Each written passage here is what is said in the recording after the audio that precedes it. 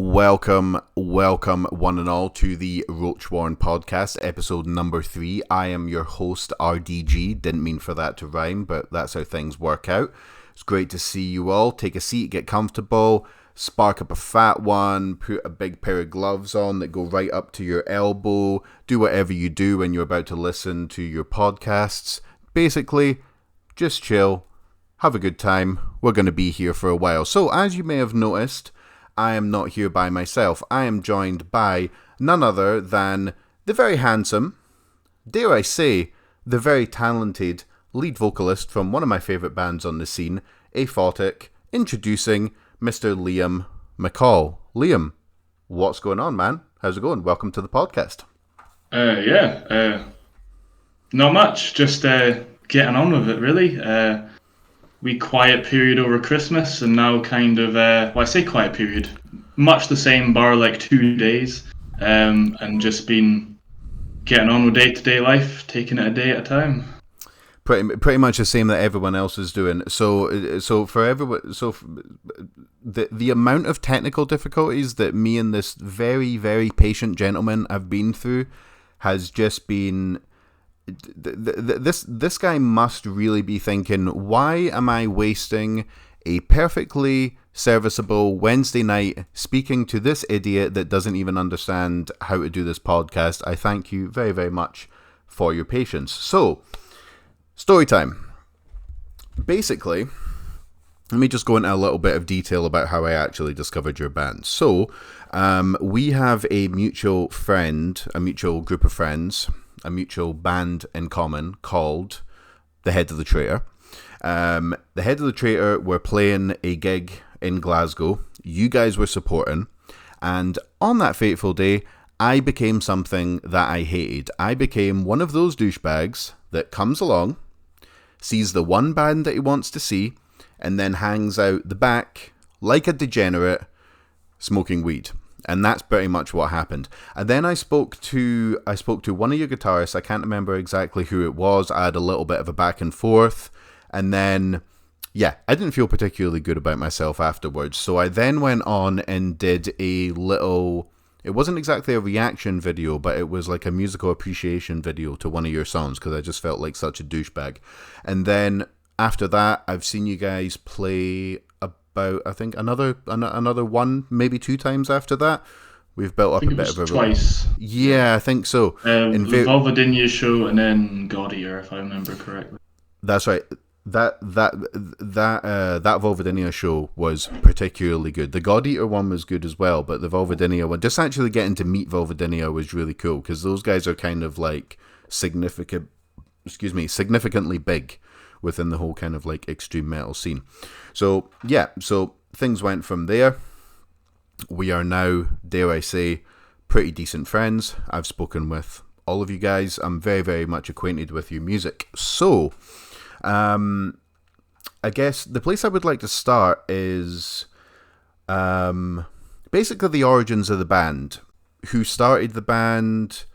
Was it yourself? Was it someone else? How did you get involved? Just give me the kind of rundown on the origins of Aphotic, if you wouldn't mind. Yeah. So the band started very much as a result of myself. Myself and our original drummer. We had both kind of been talking and had spoken about, hey, we should try and get a band on the go. He had also been speaking to our current other original guitarist, Andrew, and they'd wanted to get a band on the go. And then both kind of crossed paths, and we had a jam in, I want to say, must have been the end of 2015, like the very, very end of 2015. Okay. Since then, it's kind of been me and Andrew, the only ones that have kind of been at every single jam from day one. I look back and I see Andrew as me and him are the 2 OGs. We had another bassist. So we had a couple jams with me, our guitarist Andrew, old drummer, old bassist. Things, and that went on for, I want to say, a year. We were just not really going anywhere. We were just jamming out riffs, literally just going into a room and just like I remember our first jam, we literally had like two riffs and we were so chuffed. They didn't go anywhere, but we were quite happy. Yeah. And we had a few jams, some not that great, some quite good. But we didn't really do much but jam riffs in a room. And then we eventually managed to write a song, Eternal Lucid Nightmare. I Mm-hmm. want to say like 2 weeks before we were due to record. We originally had the intention of going in, and our guitarist Andrew was going to record bass, if I remember correctly. But Okay. we managed to get hold of our current bassist. I consider him one of the OGs as well because he's even though he wasn't there from the very beginning, he's been there since we've like started doing anything. He had like 2 weeks or even a week to learn our first single, Jordan. He recorded bass for the first track, and Mm-hmm. since then, since like shortly after that, we recorded our first EP, and we've kind of just been rolling since. Yeah. So that first EP, I should actually have my notes up here, but I am such an amateur that I actually don't. I was jamming a little bit of your music just before we ran into, well, before we were supposed to start, and then we ran into all these technical difficulties. But was that Immurement back Yeah, in Immurement was the first EP. Yeah. Yeah, We had, I well, think, just one single before that that wasn't like as part of the EP. Although the song is re-recorded on the release. yeah. So what was the recording process like for? What was the excuse me? What was the recording process like for that then? Like, was it reasonably smooth sailing? Did it take a really long time, or did it kind of just like gel together fairly easily? One thing I'll say actually before that EP, I mean, obviously, I absolutely fucking loved it, but it really did not get the shine that it deserved. It might have been the time of year it was released, it might have been the day, it might have just been the actual time, but it's not really sitting on that many views, and yeah, it's a real shame. It's a real shame. I really think that you guys are very underappreciated because it was released on Slam Worldwide, but not that many people actually like appreciated it. Unfortunately, yeah, just had to get that fanboy out of the way. But yeah, what was the actual recording process like for that for your debut EP? The recording process was pretty damn smooth. We recorded it with the same person we did our first single with, Stephen Jones. Mm-hmm. I think it was recorded over the course of like a week. I think it was maybe, if I remember correctly, like 5 days in total. It was like 1.5 days for guitars.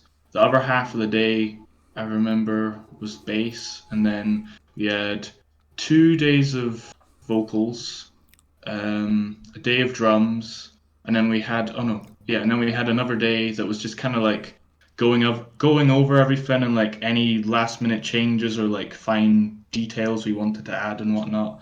To be fair, it was very minimal stuff on that final day. And it was our first time, it was my first time recording properly with a band, and I think it was the same for everybody else apart from our drummer at the time, though it was his first time recording on a real kit. Mm-hmm. And I don't know how to speak for everyone else. As far as I could tell, they all seemed pretty like they all got on with it pretty well. There didn't Mm-hmm. seem to be that much like stress or like hassle. As far as vocals were concerned, I really enjoyed recording vocals on that. I Mm-hmm. just love recording vocals in general, but looking back on the recording for that, if I could now, I would have taken a longer break between the two vocal days. Like the first day, I think we recorded all of the lows first. So we recorded all the lows and mids for the whole, if I remember correctly, the whole EP, bar maybe the last song. Because Right. Okay. the last song was actually written maybe like it was finished like a few days before we recorded it. I Okay. remember like writing the lyrics, like finishing up the lyrics like the night before I went into to record it. Mm-hmm. Although that last track was like mostly highs, and Mm-hmm. then recorded all the highs like after 1 day break. Looking back, I think we would have had a longer break because I think some of the vocals that I recorded on that second day were I could certainly feel it in my voice, and I don't know if other people can pick up on it, but I certainly listen to that now and think I could have done a lot better. Um, Yeah, I mean, well, first off, I mean, I'm not a musician. I've never recorded an EP. I've never like played in a band or anything. But I've got to think that time frame that you were talking about, that's pretty quick. Like yeah. that's pretty quick to actually get a quality EP out. I'm pretty surprised that you said that, to be honest, because of how good the EP is. It's really surprising that it didn't take like a much longer time than that. And I mean, again, I didn't hear a dramatic like shift in your vocals throughout any point. And I definitely want to get into your vocals reasonably soon. Actually, not reasonably soon. Let's get into them right now. So we were talking on Instagram, and I sent you that clip of you doing those vocals that almost sound like singing, like it's kind of lows and it switches from like one to like lower. And I've got a fascination with metal vocals. It didn't exactly sound like singing, but it was kind of close to that. And you said that one of the inspirations for that was a band called Crowbar, I haven't been listening to that much metal recently. I've just been enjoying the festive periods and just getting really fat, basically, which has been fantastic. So I guess my question is, how exactly did you actually get into doing vocals? Like where did it start? What inspirations? Like, why? How did you? Where did you get the motivation to want to be an extreme metal vocalist? Basically, is what I'm Um, asking. well, I mean, I've been singing along to albums since I was like a kid, basically. Like the early days. I could never sing properly, obviously, but I was always like singing along, or at the very least, I always sat and just read along the lyric books when I was like in primary school. Yeah. And that goes way back. Like I've been listening to like I think the first metal album I enjoyed, I must have been like 7, and it was like System of a Down, and then Slipknot when I was 8. So I started pretty early, and then Mm-hmm. I kind of got into like the more death metal side of things when I was like 12. I started off on more kind of easier to grasp stuff, like kind of more melodic death metal kind of stuff, Mm-hmm. and then got turned on to the more like old school bands like Death and Cannibal Corpse and stuff when I was 13, and then it's just been a process since then. But as far as vocals go, I started properly doing vocals. I say properly, even it was like a second wave of vocals from when I was like younger. Mm-hmm. When I was like, it must have been like 13, I think, when I literally started. At that time, because I've always been, it might be a surprise, but people say I talk a bit louder now, but I've always been quite quiet in my Mm-hmm. voice, not just in terms of like how often I speak, but my actual like I talk quite quietly. People would need to tell me to speak up. Mm-hmm. I literally started like whispering along to like I think it was like a Monomorph and Lamb of God when I was like Right. 12, and then I Nice. just gradually got a little bit louder. And I think I was like early on, I wasn't doing it very well naturally, but I was kind of growling along to like a Monomorph, Cannibal Corpse, Lamb of God, stuff like that. And Yeah. then I kind of got more switched on to like the brutal death metal kind of stuff. The more kind of low gutturals. When I was like 14, I was like jamming along to bands like Cerebral Bore, Devourment, Putrid Pile, Cephalotripsy, all the Mm-hmm. kind of ultra low guttural stuff. Yeah. Really brutal death metal bands there. Yeah. Yeah, that's kind of where I started, and then from there, it kind of merged into like other death metal, like more kind of growly stuff, like Suffocation, um, Cannibal Corpse, as I've mentioned before. Cattle Decapitation were a big one for me, Right. and from there, like for a longest period of time, I couldn't do highs at all, and it must have been about a year later when I was like 15. I started off doing it to like At the Gates, but I wasn't doing the right kind of style. I was like doing like the same technique I would do for like mid and trying to go as high with that as I could, and I didn't clock on that I actually need to like push the air out in a different way. So Right. I never really got the hack of that until I was like, again, I must have been like 15, and I think it was like the Black Dahlia Murder were like the first band where I was like, oh, I'm kind of think I'm getting the right technique there. And then once I got that technique down, I was able to like take that high vocal and do a bit more than just like the standard kind of high scream, you know. Same way with the lows. Like it started off very basic, and then I learned how to like mix it up. And then since then, it's been a gradual process of just pulling what I can from whatever bands I listen to and trying to add my own spin on it, or even just like it's another funny side thing, but I had this like weird. It's not even been released, but it's literally me and my friend messing around when we were like. It was during study leave at school. We were being very productive with our time, Right. studying very hard, as you can of tell, with this of with the 7 course. weeks the 7 weeks off we were given to study. Of course. Perfect. We literally had like a webcam, and it's just us fucking around, making stupid noises, and then chucking effects on it. Some of the stuff is like we look back and think, how the hell did we make that noise? But I was doing a lot of like weird noises and that, and I think part of my mentality from that has kind of bled into what I do now, where like you're probably gonna hear a wee bit more on like the album where it's doable, but like taking influence from stuff that isn't even like traditional metal vocals, like Mm-hmm. part of where I kind of tried to figure out like different noises I can make was like trying to mimic like monster noises, or Right. like Left 4 Dead's a good example of like all the different like zombie noises, just trying to make weird noises. Yeah.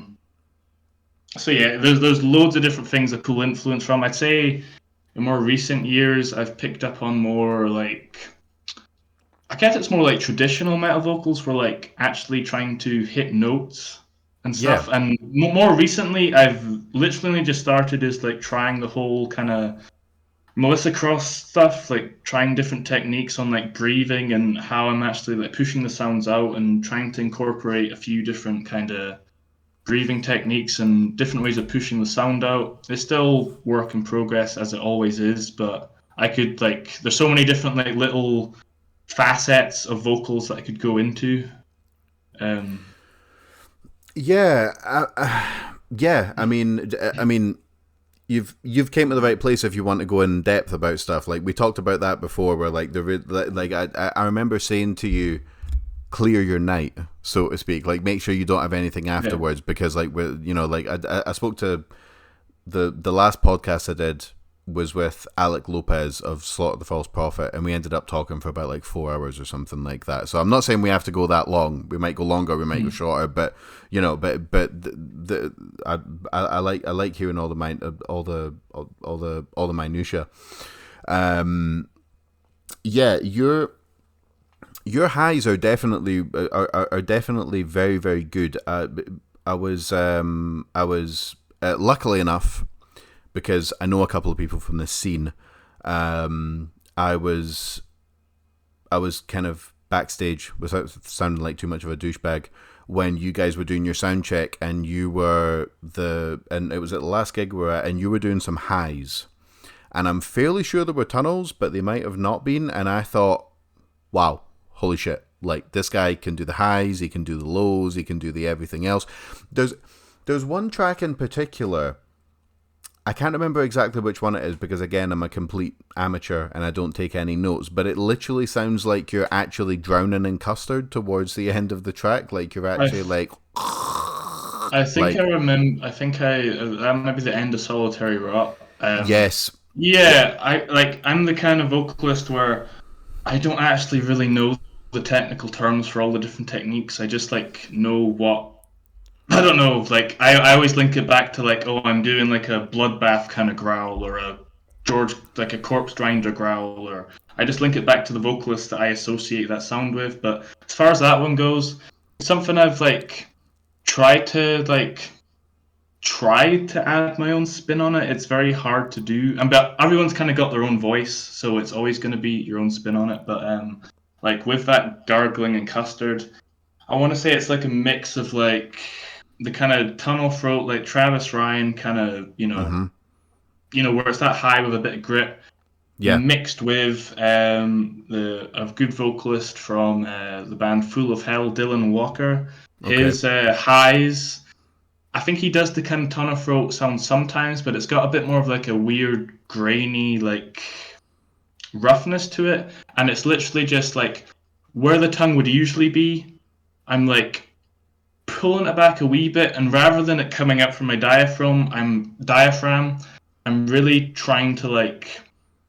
There's a lot coming from the throat, like any kind of like horrible fluids that are in there. I'm trying to like get them to like gurgle about. Like I think when we recorded that last bit on Solitary Rot, I don't drink it anymore now, and I don't try not to have like animal products anymore. But I remember like drinking a thing of like chocolate milk before, just to get my Right. throat all as much in there as I can. And I remember just like I don't know, it's a hard, like you can get a very grainy effect from that, like classic.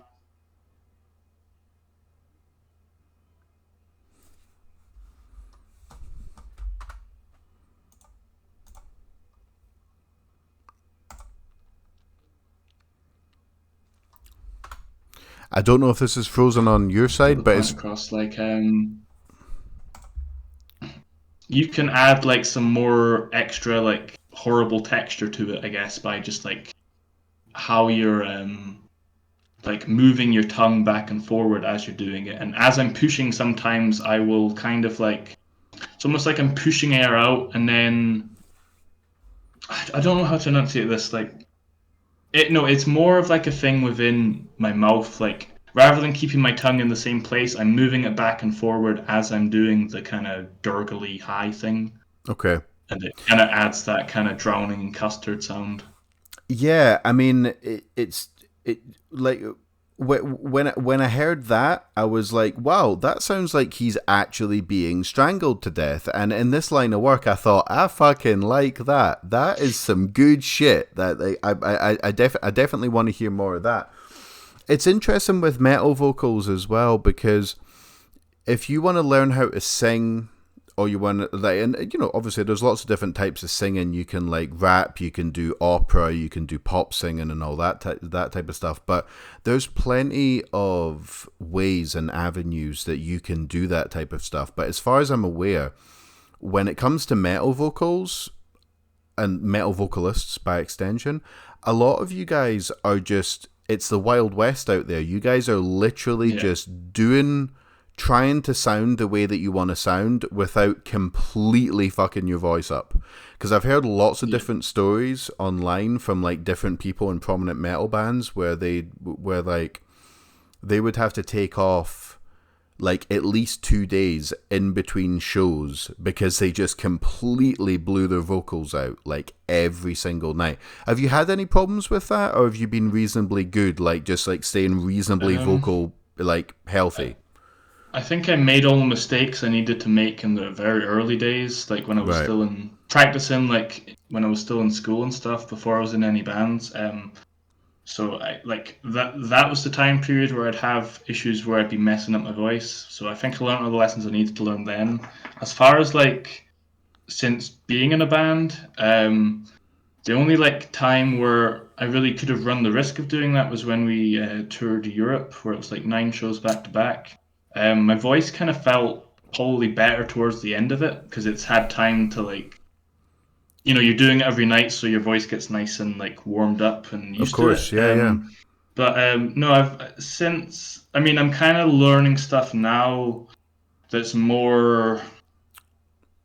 It's more different actions I can take to ensure kind of longevity of my voice and making sure that I am doing what I can to keep it in good shape for the long run. But I think I kind of learned how to take care of my voice quite early on because I made all the mistakes you could possibly make when I was doing this when I was like 13, 14. Like I sometimes I would just be like I don't know. I think then that was when I learned that it's got to kind of come from your diaphragm rather Yeah. than like I would spend time where I'm just screaming and shut my head off, and I'd have a sore head, and I'm just like my voice is guffed, and I'm just that weirdo in my room just screaming away like a madman, thinking that my mum and dad can't hear me when of course they can hear me. Um, so I made all Yeah. the mistakes I think I needed to make before I was in any bands, which is I'm quite glad about that. Nah, totally. I mean, I think a lot of great metal vocalists are born of just very tolerant parents. Yeah. Because there must just be so many parents that are going, what? Where did we go wrong with our son? He's Yeah. up there and he's screaming, and we have no idea. And then he comes down and he can't talk. What are we doing with our lives here? But Yeah, yeah, I always had like when I was in school practicing vocals, I'd finish school at like 3:30. I'd usually be home about 4. Mum and dad never got home from work until about 5, so I had like an hour every right, single day after school. I'd be hammering away at the vocals, and then gradually, as time went on, I thought, oh, I can maybe like just do the low vocals whilst they're in my room. I'd always be in like the downstairs computer practicing when I was like before they got home from work. right. And then as time went on, I got a bit more confident, and they actually started to know that I was actually doing vocals. I started thinking, oh, I can maybe get away with just the lows. And then gradually, I just got louder and louder, and then eventually they said, right, Liam, you need to like just hold off a wee bit. Like now's not the time for us to be hearing you screaming your head off. But yeah, but I mean, bar that, they always put up with it. I very rarely had them tell me to shut up, thankfully. So Yeah, thankfully, it as my understanding goes, and feel free to correct me on this, but the lows are kind of a bit easier to make kind of like quieter. But if you're doing oh any yeah, kind of if you're doing higher vocals, you sound like a banshee. Like yeah, it's yeah. and there's no way to do a quiet high, as far as I'm aware. You can kind of, but it's not going to be indicative of what your highs are actually going to be like. It's almost like that you're doing the same kind of technique, but no, you can't practice properly unless you're doing it loud. As far as highs go, it's the same with lows, really. Like, if you want to practice properly, you've got to be able to go as loud as you need to go. I mean, you can practice like mouth shapes. Like, if I ever have a long stretch of time where I can't practice, which is a lot more these days, I'll literally just sit and like whisper vocals to myself, and at least I'm like practicing the mouth technique and how I'm pushing the air out, even if Right. I'm not giving it the full force. I can then apply that same. It's sometimes it works that way. Even like trying out a new technique is I'll just sit and try. I'm like just trying out different mouth positions and ways of pushing the air out, and I Mm-hmm. can kind of get a gauge on what it will sound like based on like the whispered effect of that vocal. Mm-hmm. And then when I take it to a practice room when I'm by myself, I'll try that same technique and actually put some force behind it and play around with it there. Um, yeah, but it's yes, pretty much since moving out, I don't like. I think 90% of my practice has been jamming with the band, and a lot of developing techniques has come from jamming with the band and playing live because it's a very different thing. Like you can sit and practice away all day, and you can get a lot done that way. But I think a lot of the kind of like finding out things I didn't know I was able to do kind of came from playing live and just jamming and just trying stuff out on the spot. Right. That's cool. That's cool. I heard you say before that you guys went. When I say you guys, I mean Aphotic. You went on a European tour. Was that like 9 dates or something like that? Yeah, I think it Um, was like. Oh, sorry, I'll let you. I didn't mean no, to. no, no, no, no, no, no, no, no, not at all. Feel free to interrupt any time. I was just gonna say, how did that come about? And when you say like Europe's a big area, obviously, like you went on tour. Were you touring with a specific band? Like, tell me about that. It sounds interesting. What countries did you hit and all that shit? Yeah, so we basically just got offered. It was kind of like in the build up to our. I think our EP had been like fully recorded and stuff. The only thing with the EP was it took a long time to get artwork and the mixing and mastering done. So it was kind of in that buffer period where everything was done. We were like people knew we had an EP coming out, but we were just waiting for final details. we literally just got offered a message from Daryl from Scordatura, and he Mm-hmm. basically said, I think at first it was just the UK run. Because we did the UK first, it was like 5 dates in the UK with Scordatura, and then I can't remember the time frame. I think it was shortly after he said it was something along the lines of like they were doing a European run with Visions of Disfigurement, and that fell through, and they were basically rebooking it, and they basically said, "Do you want to like come along to us with Europe as well?" And of Mm-hmm. course, we were just like, "Yes, absolutely." Of course, Um, yeah. can't turn that one down. So it was, yeah, in Europe it was. I think we were like out for like maybe 11 days, I want to say. Nine of them, 9 shows and like a few travel days and 1 day off. It was 2 shows in Belgium, 2 shows in Poland, a show in the Czech Republic, um, a day off in Germany, followed by another day in Germany, and then a show in the Netherlands. And I've got the order of the countries mixed up. I've just realised that mid sentence, but if I remember correctly, that was all the dates. So Yeah, I mean, as long as very you, yeah, as long as you get the yeah dates right, it doesn't necessarily matter yeah matter about the order. So, what was it like touring around like Europe and playing to like different crowds and stuff like that? Was there a noticeable difference? Because like the times, I think every time, no, actually, I'm 100% sure every time I've seen you guys play, it's been in Glasgow. Get, yeah. so like what was it like playing in Europe in all these different countries? Like was there a noticeable difference, or are metalheads just fundamentally metalheads? It doesn't really matter like where you Um, are. it's been so long. It's hard to like properly say now. I Mm-hmm. would say based on like comparing it to like shows in Glasgow in the UK. Because we did the kind of 5 days in like 5 day run throughout the UK, and then we played Glasgow a fair amount, but we'd also play at the odd show in England here and there. Mm-hmm. Every show's different, every crowd's different. I'd say in Europe, there's definitely more of like there was more shows where it's like, let me think about this one. Um, I don't know. I think just the fact that it was in Europe was enough for me. Just like I don't know. It's hard to compare because people at all the shows like seemed happy enough and supportive enough to be there. I think the Right. main difference in Europe is like people seem to be a lot more like I don't know. It seems like it's more of like they kind of get it more like more kind of underground tours come through to Europe. So the Right. people Okay. there, um, I don't know if it's like because you'd think that the more tours come through, the more selective people would be, but it Sure. seems to be more of like a. I don't know where I'm going with this. My mind has just jumped No, no, away it's from that. no, no, no, no, no, no, no. It's totally cool. It might have been a slightly esoteric question that I was asking you, but I've never left the UK before, so I'm always kind of curious. As like, what is it like? I know people are just people, but there's obviously got to be differences depending Yeah, on where you I, are. I, I'd say like the shows. I mean, it's also hard to say because most of the shows that we did, people weren't really that sure who we were, and Of probably course, still, yeah, because we were opening most nights, and we'd never played in Europe before, so wasn't really expecting many people to know us. But the people that did, like, there was always at least a couple of people that came up and was like, "Hey, I really enjoyed your stuff." We sold relatively well in Europe as far as merch goes. I think it was like about the same as the UK as far as sales went. I think we sold a lot more CDs in Europe, so I don't know if there's like a greater appreciation for like the physical product of music in Europe as right, opposed to the UK.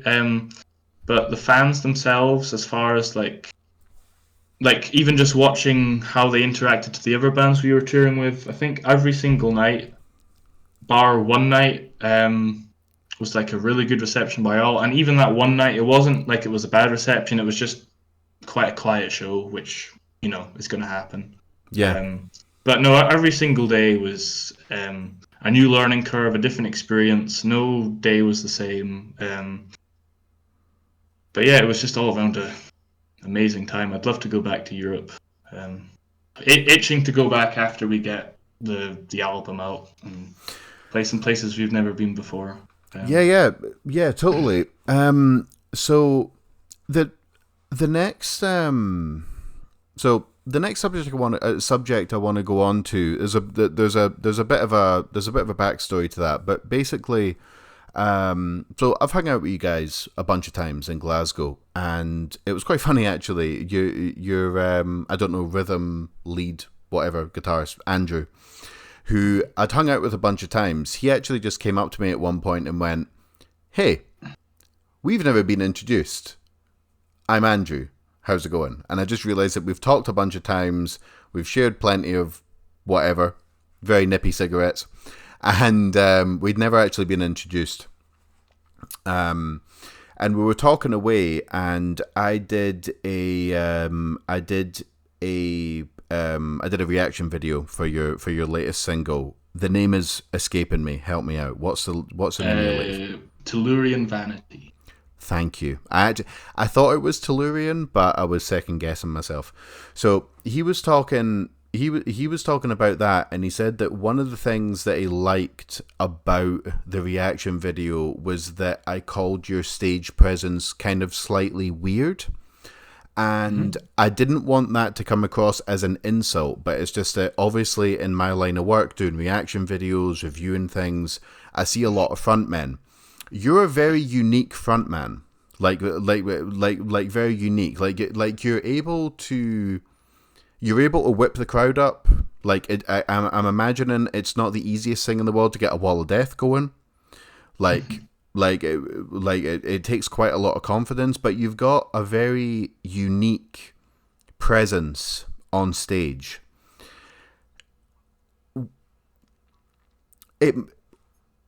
I guess what I'm asking is, what's it like being a frontman of a band? Because I'm imagining that, like, being the bass player, not talking shit against, like, the guitarist or the drummer or anything like that, but the frontman is literally the frontman. Everyone's looking at him. He's the guy that needs to, like, shout out the other bands and shout out the venue and all that type of stuff. What was it like actually becoming a frontman? Like, did you go, okay, this guy from this band, I want to be like him. This guy from this band, I want to be like him. Or did you kind of just go up there and be yourself? Like, what was the thought process behind that? If you can answer that. It's actually never something I've like sat down and consciously thought about. I think since the beginning, I've always kind of thought, just be yourself, because that's all you can really be. I think in the early days, like a few different factors at play, I was like told by various people, oh, a front man should be this and it should be that, and typically what they were saying is the front man should be this big macho, like, come on, I want to see everyone fuck each other up and blah blah blah, and that's just not who I am. So I think like early on I kind of tried that subconsciously, like it kind of came through me. But since as times went on and I've kind of found what I feel more comfortable with, I kind of like to just be myself. Sometimes it just kind of comes on autopilot and I'm not fully in control, which is a blessing and a curse probably. Yeah. But I just try to be myself, and like early on, I'd always have this thing of like, sometimes it was a case of what am I going to say between songs. I mean, I always, doesn't matter how many times I do it, I'm always nervous about that part, but I'd always stop and think like, I'd always be like anxious or nervous about like what to do with myself. Like, do I want to be like moving about? Do I want to stand still? Am I going to headbang? Am I going to like, I'd always feel dead self-conscious about that. And as times went on, I'm just learning to just kind of let the music flow through me and I'll just react naturally. So like if in the moment I don't want to do anything, I'm not going to try and like do anything. I don't know. I'm not going to headbang if I don't feel like headbanging. I'm only going to do what comes naturally. And I feel a lot more confident as a result. And I think since I've started kind of taking that on board, people comment on my frontman abilities a bit more than the early days when I was trying to be more of a frontman.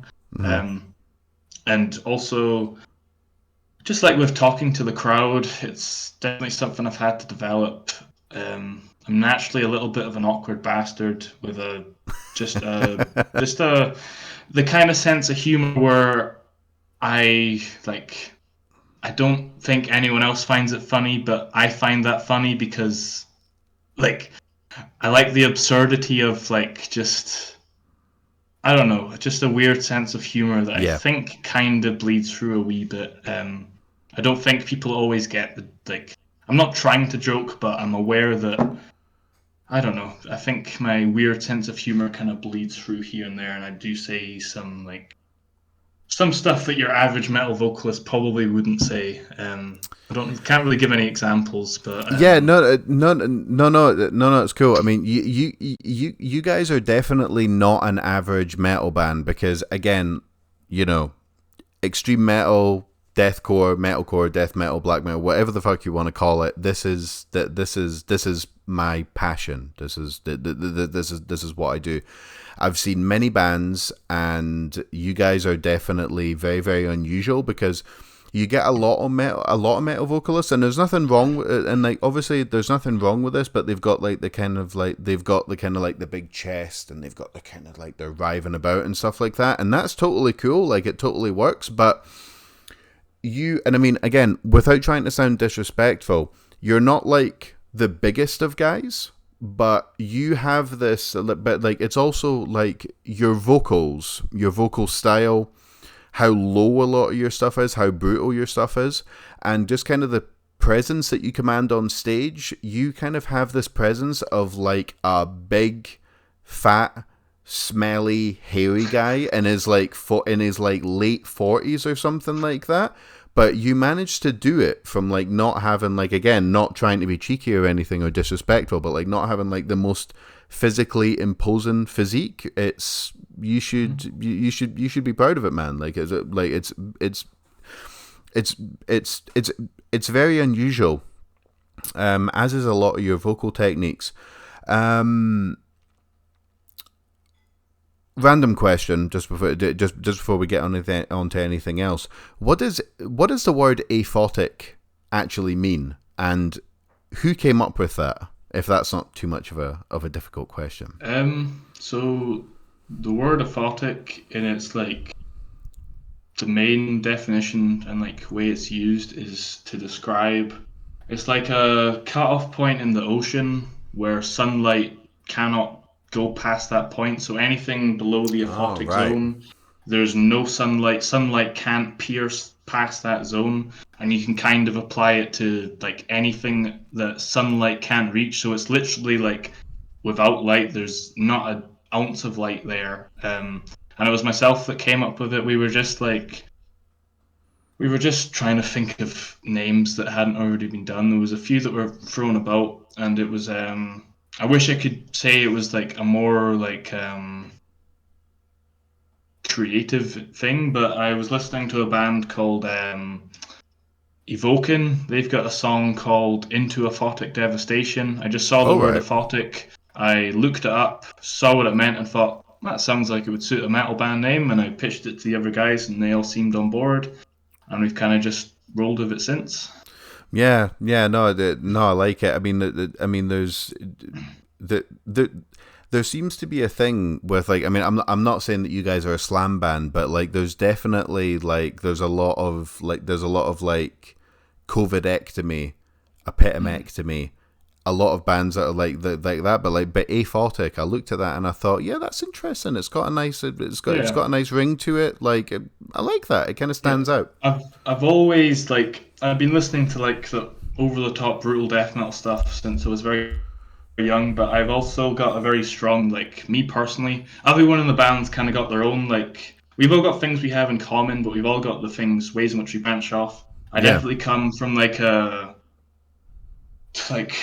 lot of black metal, a lot of doom metal, a lot of Okay. like funeral doom and like very Yeah. depressing stuff. So I definitely think that kind of bleeds through, and I've always wanted to kind of have that. I've never really I mean, I personally don't see us as like a slam band or anything. No. I'm not saying that as in like we're any better than any other bands or anything, but Sure. like I've never seen us as like a straight up slam brutal death band. But I've always wanted to have like the kind of the death metal with like some more depressive overtones. And I personally don't think we're really there yet. I think it's something that will come with time as we kind of develop our sound a bit.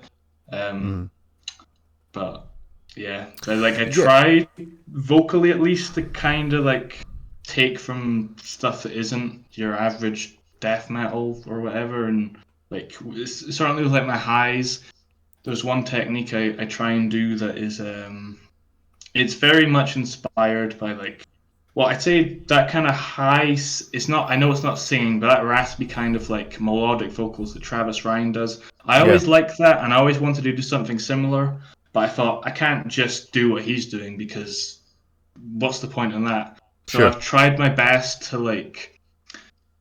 It was a technique I kind of developed a wee bit later on into doing vocals, but like a depressive black metal kind of wail. And Yeah. I've tried my best to like mix that depressive black metal wail with the kind of sense of melody that those raspy high vocals that Travis Ryan does. Merge Yeah. the two and kind of make like a it's like a depressive wailing sound, but I'm able to like hit different notes. And then Yeah. since doing that, I'm able to apply that to like other vocal styles and even within the high range, kind of different ways of pushing the sound out.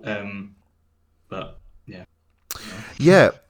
That yeah, what you were saying there kind of leads me on to my next question, conversational topic, whatever you want to call it. But I was listening to your stuff today just to kind of get myself into the mood, and what I realized is that I can't quite place you guys in any specific genre. Like there are some bands that I'm a big fan of, and I'm like, that's slam, that's death metal, that's just deathcore, that's black and deathcore. There's a lot of fucking black and deathcore out there. Not that that's a like that's not me talking shit against anyone, like, you know, Worm Shepherd and all that. Like those guys are really cool.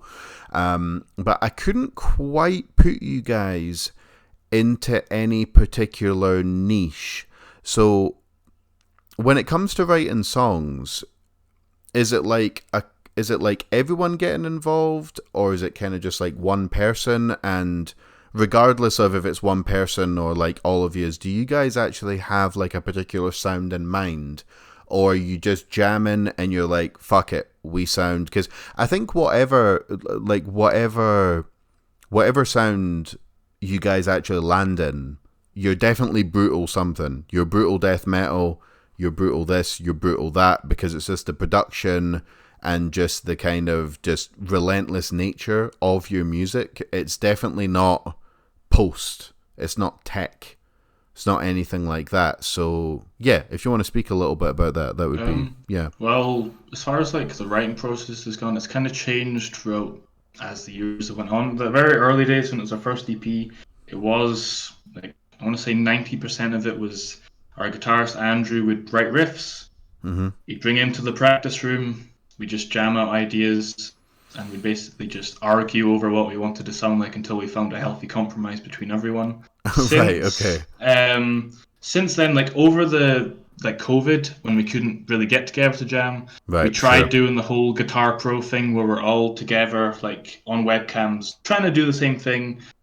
It worked in some ways and didn't in other ways. And then since being able to jam again, part of it's just with new members coming in. Everyone's kind of got their own style of writing. There was like a time period where we weren't really sure how we're gonna go about this, but the kind of happy thing we figured out recently is basically with songs, me, our guitarist Andrew and Pete will basically they'll write riffs together, they'll come up with ideas, and then me, Andrew, and Pete will like come together.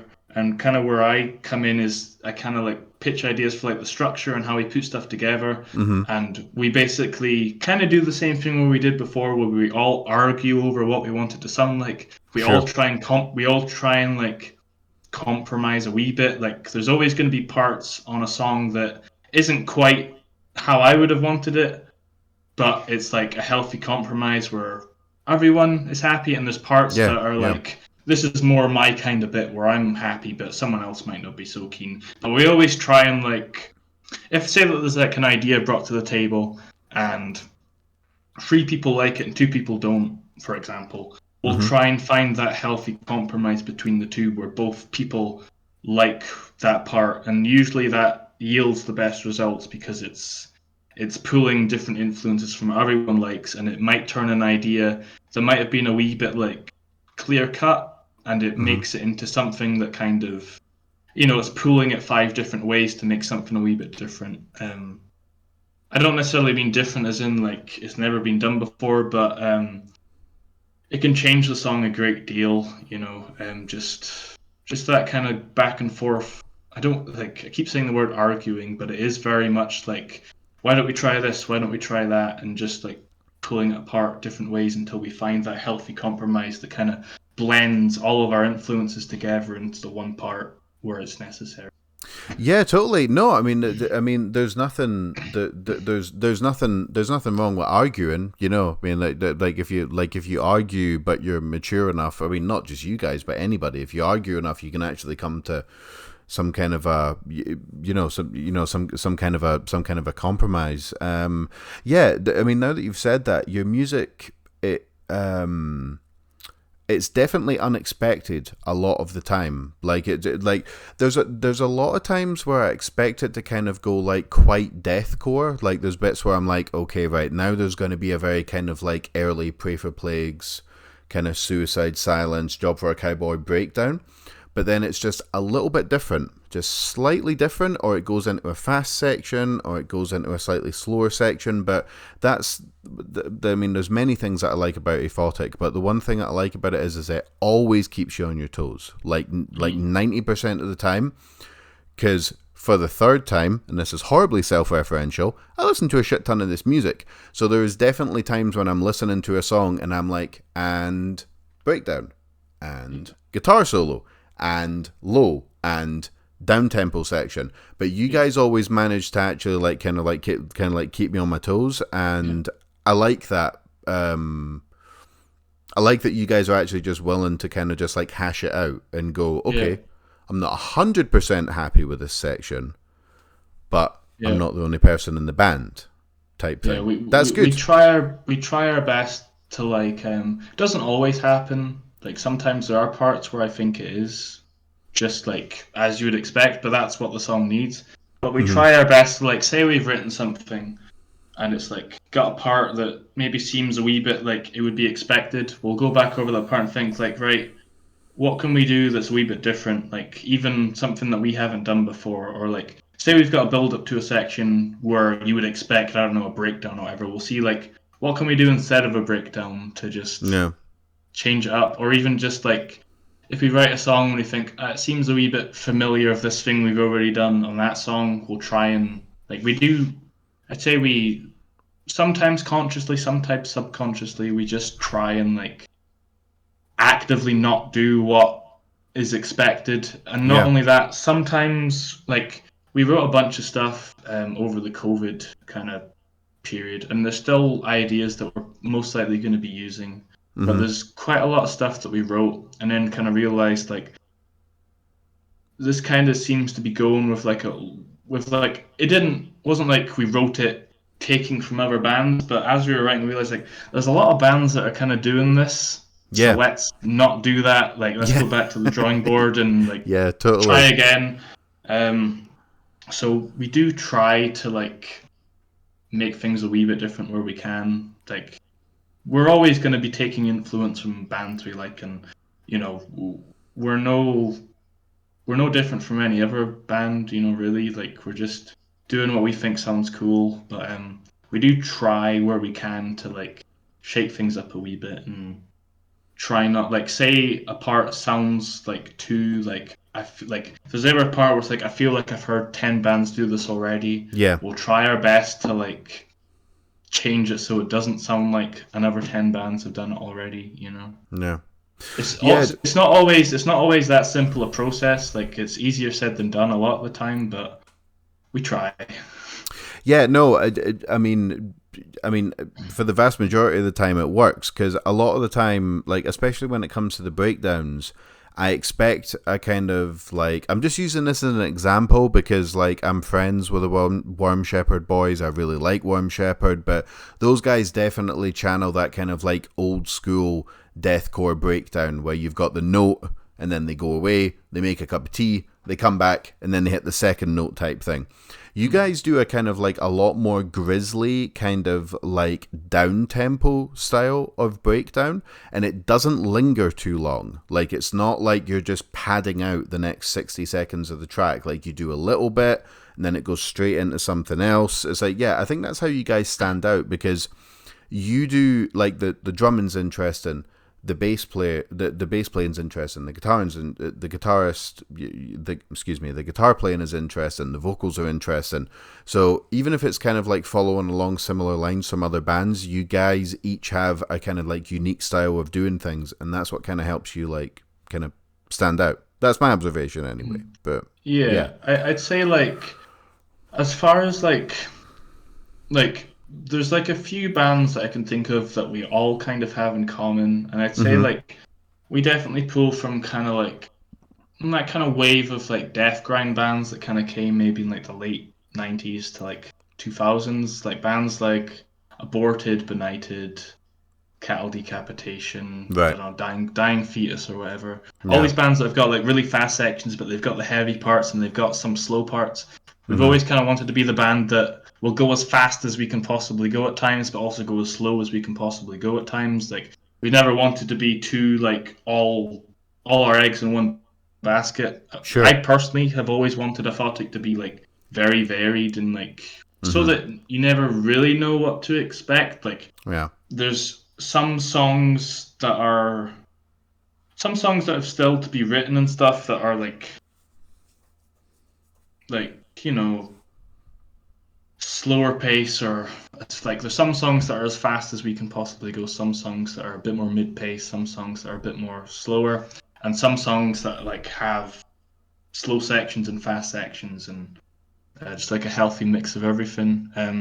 I'd say like one thing, I don't know, I'd maybe say it comes like perhaps from me and Jordan, our bassist, is when we go slow, we try to like, rather than it being like a traditional, I think it's something that will be expanded upon in future material. Like, as I personally don't think we've really found our sound yet. I think there's still a lot of ground to cover and a lot of things to sure, try.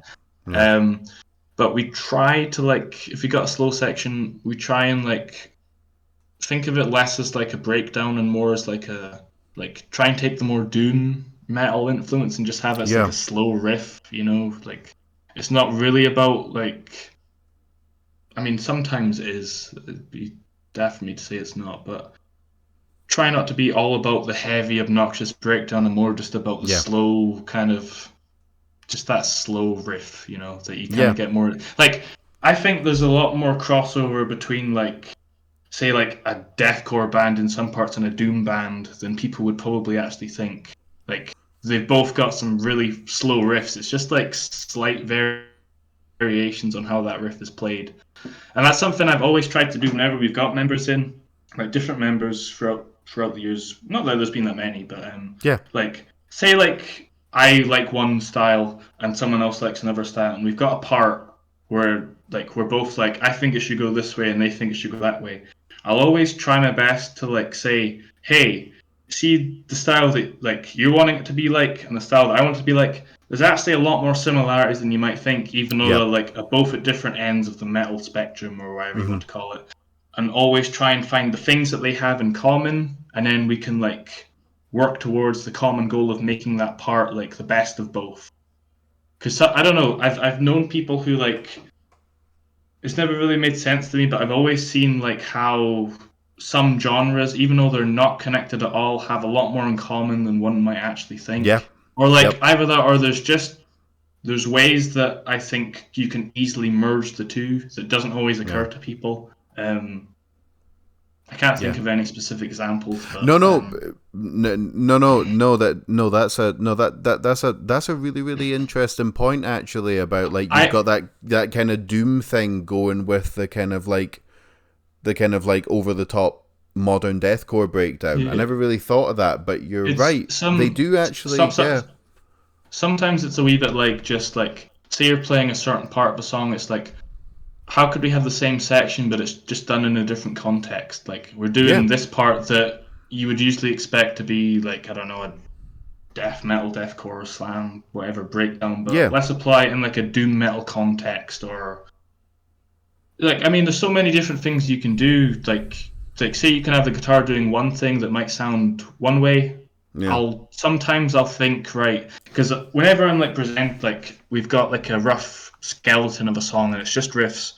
I'll always like listen to it, and I've always kind of got that instinct, that instant like gut instinct of oh, I should do highs here. But then I'll stop myself and go, that's like the first thing that came to me was to do highs here. Why yeah, don't I see how it would like what style of riff is it? What other genres utilize that same kind of style of riff? They might just be yeah, playing it slightly differently, and then I'll take the vocals and be like, right, instead of doing highs, I'm gonna do like mid grindy vocals here instead, or yeah, like just try whatever I can to mix it up a bit. Because I always have that like gut instinct of like I'll hear like just an example, like I'll hear a riff that sounds like a bit like the Black Dahlia murder, and I'll immediately be yeah, like, yes, high vocals there. And then I'll stop myself and go, no, don't do high vocals there. That's what everybody is expecting. What else yeah. can you do instead, you know? Or like,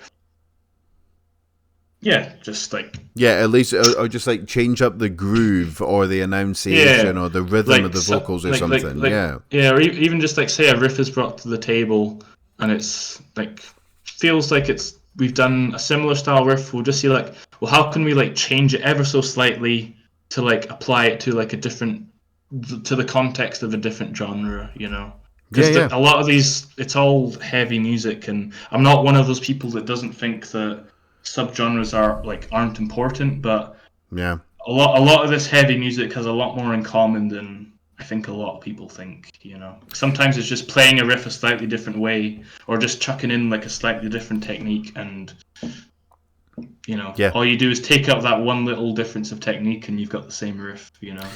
yeah, I completely agree. I actually find that a lot of extreme metal, and I mean again, extreme metal can mean a fuck ton of different things, but it's a big, it's a really really big umbrella term. But a lot of the time, you'll get different styles of music that fall under the extreme metal kind of umbrella that don't really have anything in common from like the same tunings, the same guitar styles, the same any of that, but they conjure up the same feelings, the Yeah. same kind of like vastness.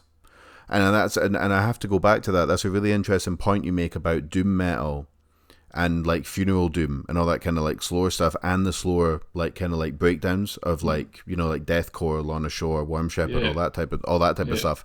You're totally right. It conjures up the kind of like the same type of imagery, the same kind of like landscape in your like in your head, which is, it's quite interesting. I only just realized as well that you guys sound very death grindy. I only that only just occurred to me now, because I thought that, like, when I was listening to your fast sections, I thought something's off here. Like, not off in a bad way, but I thought there's something interesting here. But yeah, death grind is definitely a thing, and you guys have that kind of like, it's almost got a kind of like hardcore style vibe to it, where you kind of expect it to slightly two-step at some point. I know you guys probably wouldn't incorporate that, but it's so fucking quick. Like, and it's not quick just with blast beats. It's just, yeah, lacerating, I guess, would be Yeah. the perfect word for it. Yeah, there's a few things I want to say based on what you've just said. The first is Yeah, like when you say extreme metal, that's always like, I know like we call ourselves a death metal band on social media or whatever, yeah, but I've always had the mentality of like, I just like calling Aphotic an extreme metal band because it yeah. means that we're not boxed into any one mold. Because extreme metal, like most metal is extreme in some way. That's So true. if it's just That's an very extreme true. metal band, it Yeah, means you can pull from whatever influences you like and have it extreme. And like when you're saying like the like similarities between some kind of deathcore bands and doom, it's like some of the most low guttural like nasty sounding vocalists I've heard are in like funeral doom bands yep, rather than like death metal. It's all just, I don't know, it's all good. And as far as like it's like the kind of hardcore elements that you might get in like some kind of death grind bands, some of them kind of yeah, have it, some of them don't. But like there's a very nasty side of like hardcore punk and like old like crust punk and like Crust punk, grind yeah. that's all like mixed in with grindcore, which then links into like hardcore and death metal and blah blah blah. So like even if it's like coming from a genre that might not be so, I don't know if this is the right, like so nasty sounding, there's always Yeah, those nasty like subcategories of that genre that you can pull from. yeah, yeah, Like we yeah, used to have like on like the EP, there's a song called like if it's solitary Rut, and looking yeah. back, the riff in that is so happy sounding. It's like we laugh about it now, but like I remember like when I first heard that, I was like, it sounds like something you'd hear from more like a hardcore band, but like vocally, I'm gonna try and like pull from like a crust punk band and make the vocals sound extra nasty and Yeah. like there's always those kind of like whatever genre you've got, there's always going to be those niche bands that do it in a certain way that Mm-hmm. makes it extreme. And I feel like there's a lot of different parts like that you can pull from all the different subgenres of metal, and you can make them extreme and nasty, even if it's not traditionally like nasty and horrid. Yeah, no, I completely agree. There's a, I think they're from Australia. They're a band called Tongue Scum. They're like really small. They've only just started out, but they're like pure grindcore.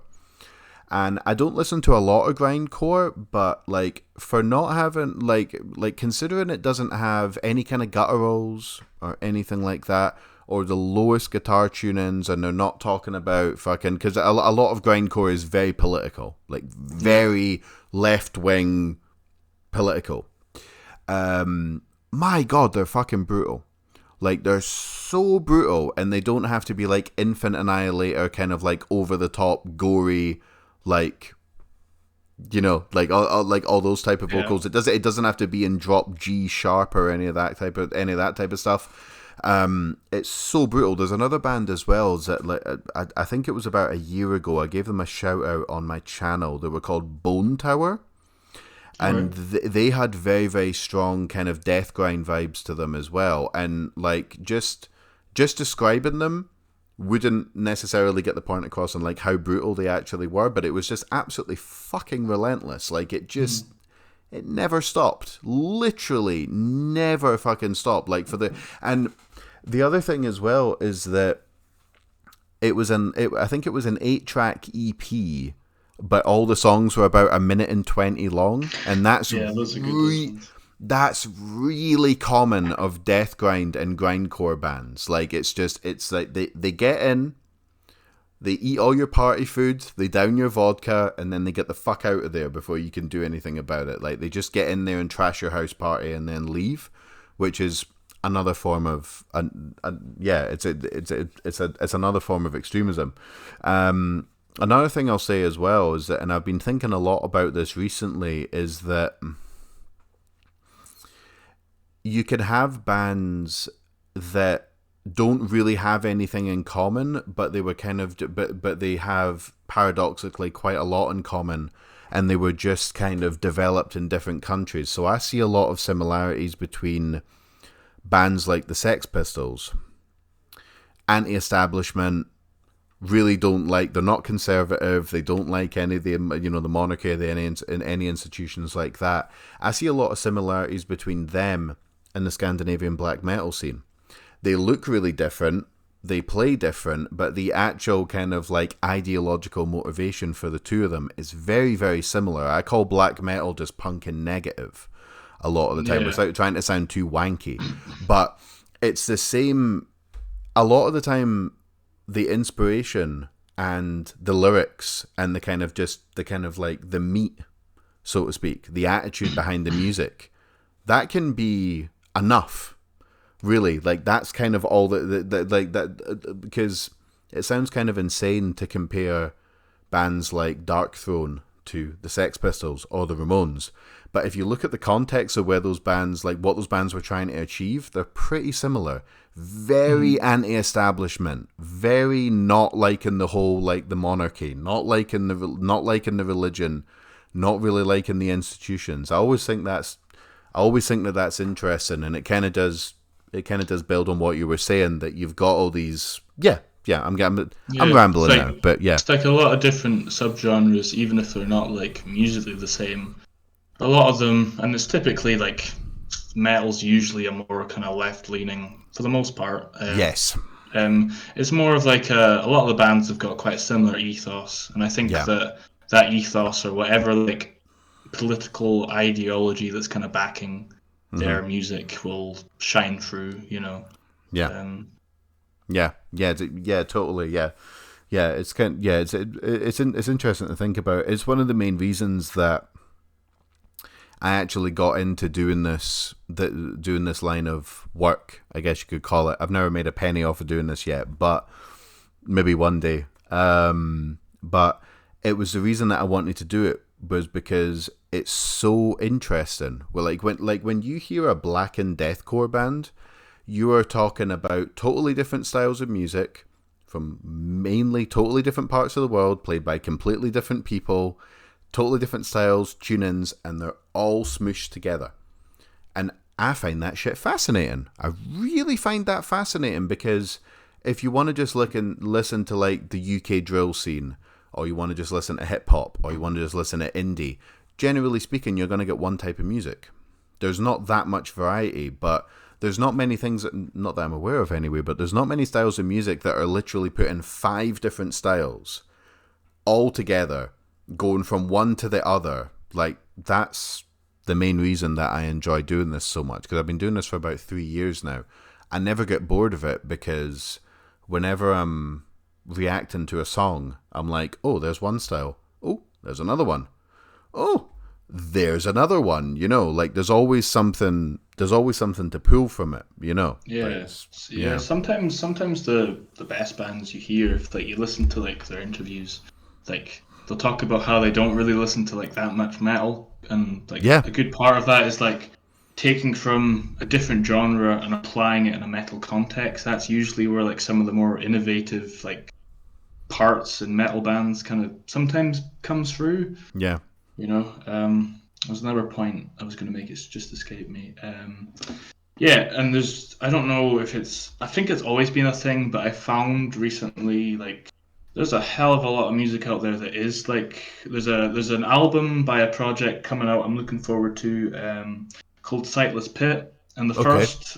the first release was, like, it's basically members of Full of Hell, the Body, and Lingua Ignota. The first album is like it's noise of a bit of like kind of metal stuff, and it's Okay. kind of got some more operatic vocals from the female vocalist from Lingua Ignota. But this new Oh, that's album, cool. it's like a cross between like harsh noise and like drony doom with like rap in it. So like Right, that's cool. there's still so much room to like pull from different genres, and there's a lot of uncharted. Like I know it's like very hard to be original these days, and it definitely is because Yeah, it's hard to pull from these genres and do it well. That you can't yeah. just have a big pile of just dumping loads of stuff together and hoping it Sure. works. You got to be able to do it well. But I do personally think that there's a lot of like ground still to be covered and like things to try out. I'm not necessarily saying that we're going to be the ones to try it as much as I might like to, but Yeah. there's still so much room for creativity within the music world, and that's kind of the exciting thing about it is it's always changing. And even within like say you just wanted to look at like death metal or even a subgenre of death metal like slam death metal or brutal death Yeah. metal, even like the wave of brutal death bands that came from like the 90s sounds so much different to the bands that came from the 2000s, Yep. bands from the 2010s, even the 2020, like 2020 onwards. Like Yeah. there's just that natural progression and lineage of bands that are always taken from the old and adding their own spin on it, and it's just Yeah. always moving forward. Whether Yeah. you like the changes or not, it's Yeah, definitely. I mean, like that's all good, but I definitely there is still that kind of like metal elitism and metal purism that still kind of sneaks its way in, unfortunately, and yeah, that's one of the very few things that I hate about this community. I don't really tend to find it in the deathcore community or like the kind of like more modern extreme metal community, but I don't tend to find that because deathcore is an amalgamation of so many different styles of music anyway, and you guys do that. I don't consider you guys a deathcore band. Maybe there's some elements there, but you guys throw in lots of different, not lots of different, genres, like you were just saying before. But there are some definitely purist genres, and I noticed that black metal is one of the worst or best ones for that. Like, because I've been going back and listening to like Dark Throne and Mayhem and all those guys, and then there's a black metal promotion channel. I think it's actually called Black Metal Promotions, I think, on YouTube. They release stuff every single day, and I listen to a lot of it, and it's really good, but it doesn't sound that much different than when stuff was being released in the 90s, the kind of like Dark Throne, like all that. Like, it really hasn't changed that much. It's quite mad. It's pretty similar. Like with black metal, for example, like I like some of like the kind of the second wave, because like the first wave is all like bands like Venom and Old Celtic Frost and whatnot, but that just sounds like personally, that just sounds like speed metal to me. Like, it doesn't even really almost sound. Like a branch. It's almost like a branch off of Motorhead, In Totally. Cases.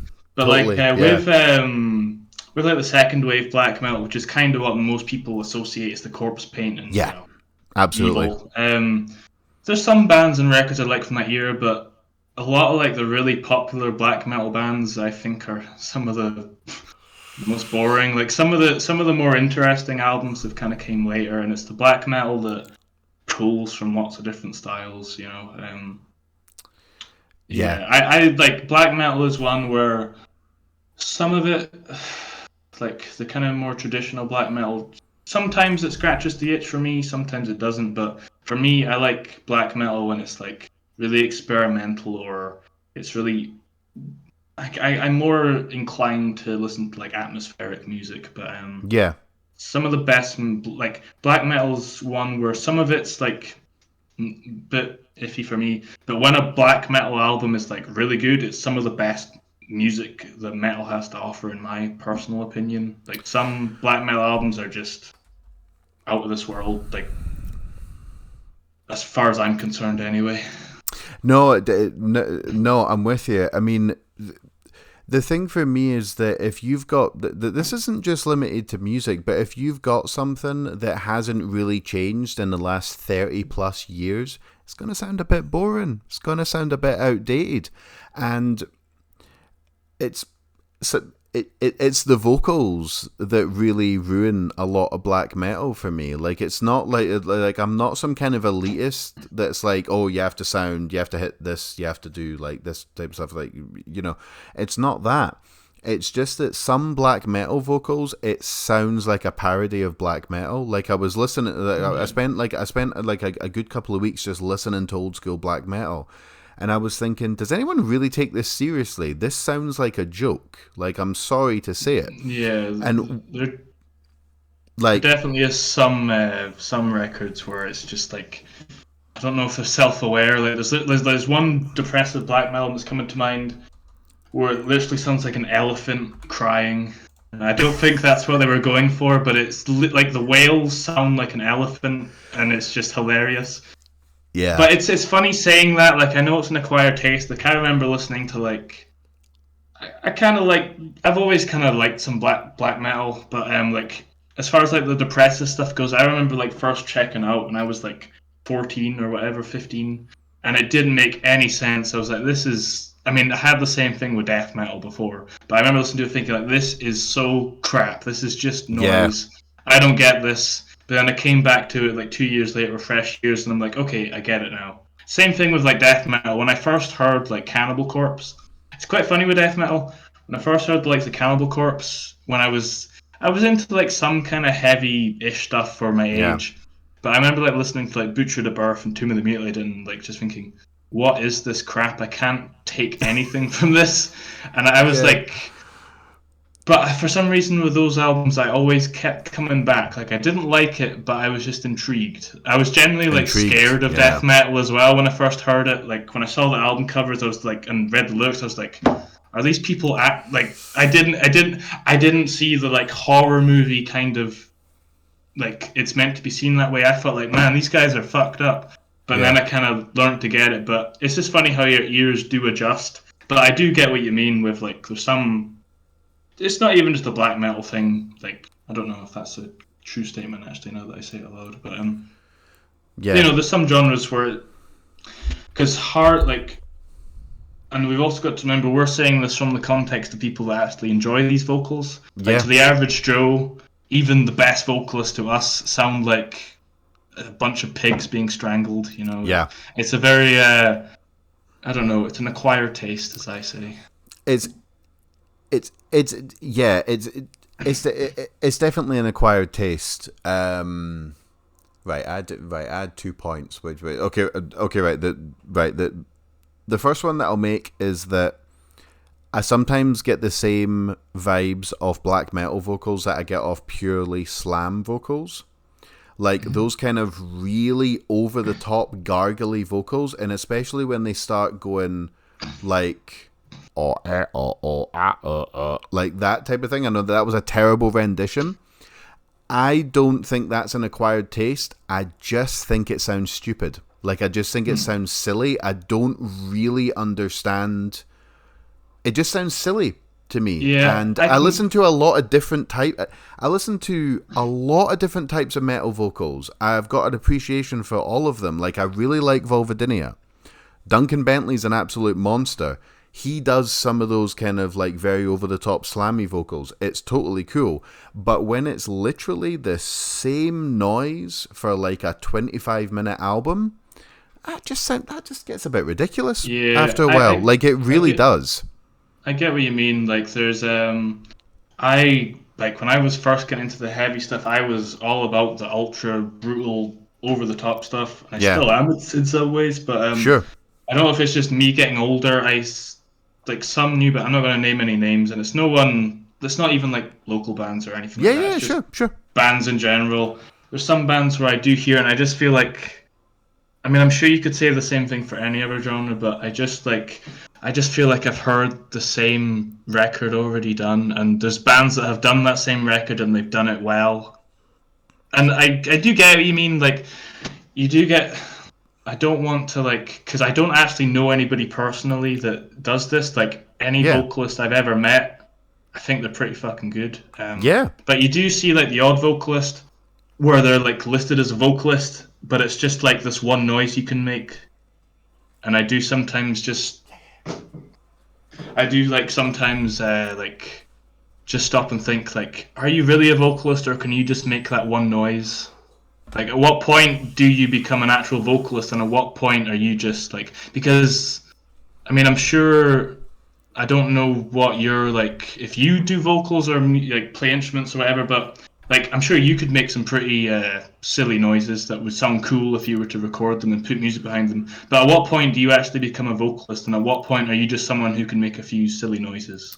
It's also the kind of vocalists where like you can make a cool noise. But can you actually do it for like half an hour? Could you actually record an album and like do it properly? I don't know where I'm going with this, but I'm with you. I have seen like the odd like vocal video or whatever, and I just stop and think like I just feel like you learn how to make that noise in 5 minutes, and now you're calling yourself a vocalist. I don't want to have a dig at anyone. I don't know anybody personally that does this. I'm with you. Observations on the internet, like at what point are you actually a vocalist, and at what point are you just someone who can make like two silly noises? Literally two silly noises. No, I would. One of my kind of New Year's resolutions, but like I kind of feel that you get trapped. This is a little bit of a tangent, but I feel that you get a little bit trapped with New Year's resolutions because you're either someone that does New Year's resolutions, or you're one of those guys that's like, nah, man, I'm not gonna make any New Year's resolutions. I'm just gonna carve my own path. Like you can't really get out of that. But one thing I would like to do in 2023 is learn how to just do some just basic stuff, some basic lows, some gutturals, like all that type of stuff.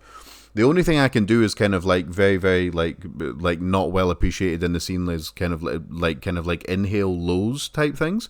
And there's a couple of times where I think, yeah, okay, maybe if I recorded this, it sounds okay. Like it sounds kind of brutal and stuff. But then I realize there's no room for lyrics. I could just write down any fucking lyrics, and the lyrics are done afterwards, like after a lot, like especially with slam. And sometimes they don't even try and pretend that they're writing lyrics. Like, it's literally just like a kind of like Gutalax cricket style exhale thing, and that's I agree with you. That's literally all they do. And it's sorry, go on. Oh, I do also want to specify, like, I love some of those over the top vocals, and I love Same. some bands that do have that, like, it's just the one style, but it just suits the music. I don't know, it's like, I don't know how I would distinguish what I'm referring to like some bands that do the same thing, but they do it really well. It's like, I don't know, I guess it's just like you can just tell when someone's just learned how to make noise in 5 minutes, and like someone that has actually like learned how to do that properly and can do it well. You know, I don't know. Yeah, are you aware of the band Extermination Dismemberment? Yeah, I'm aware. Those guys, their vocalist kind of falls into that category. Like they've got a song on Slam Worldwide, and I think it's got like 500,000 views or something. I think it's called Omnivore, and the dude is literally just making the same noise through the whole song. Literally, just the one sound. There's lyrics to it. I call bullshit on that. There's no way he was actually saying anything, and he just makes the same sound, and there's just a different length of time in between the sounds. Like, it's not like what you do. It's not like fucking, like, you know, Devin from Worm Shepherd. It's not friggin' like Will Ramos from, like, you know, Lorna Shore. Any of those guys that can do all this different type of stuff. It's literally just the one sound. And that's one of the problems that I have with a lot of slam bands is that I'll listen to the first song and I'll be like, whoa, I love the snare. I love the over-the-top production. That's cool. And then I'll look and I'll be like, wow, this goes on for half an hour? Like, seriously? And I'm like 15 minutes in and I'm like, dude, you're just making the same sound repeatedly. It gets boring after, like, you know, a half hour. It's like you're not really doing anything interesting. Like, I don't even know if I'd put like a band like Extermination Dismemberment in the same, like, because I get it's like the same like sound, but I do think he's got a pretty powerful voice. I'm not even the biggest fan of them, but yeah, like that's, I don't know. I don't know the correct like way to differentiate between, like, because I don't think the same vocal style is a bad thing. It's just like if there's no power to it, I think that's really what changes it. Like, you do get some vocalists where you can tell it's just like a very quiet noise on a microphone, and they're able to like make it loud on the recording. If that makes sense, you know. Yep. Like, if you were actually to go on stage and try and do that, we wouldn't be able to hear you very well. You would have to get a very, very good sound man to kind of turn it the fuck up. Yeah. And I do also, I don't know, like, these things are so complex. Like, it's something I kind of took on board from Travis Ryan a wee bit. I was listening to an interview and he was talking about how, like, they were asking, like, how are you able to, like, make these sounds, like, live, whatnot? And he said, like, I'm not actually pushing that hard. Like, it is more about the sound I'm making. I'm not belting out as loud as I can. And I do try and do that now because I realize some of the character that you can get in your voice comes from just the shape of your mouth and the sound you're making, rather than how much power you're putting into it. The power that you put into it is a tool that you can use at your disposal to make that sound. Like, I could do one style of vocal, and it could, if there's a part that calls for me to like have less push, then I'll do that. And if I want that same style but I want to do it a slightly different way, add the power, because like, it's like the power should be a tool rather than like all about being all powerful all the time. Yeah. It's really what the section calls for in my view.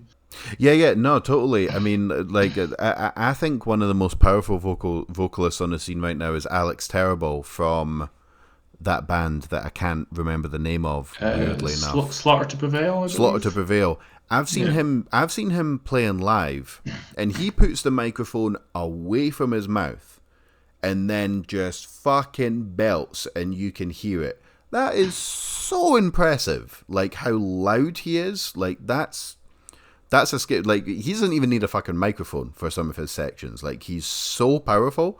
I don't even like Slaughter to Prevail that much, to be perfectly honest. But like, yeah, you've got guys like that, and then you've got guys that are literally just making one sound, and then it's just a lot of audio like manipulation in the studio. Yeah.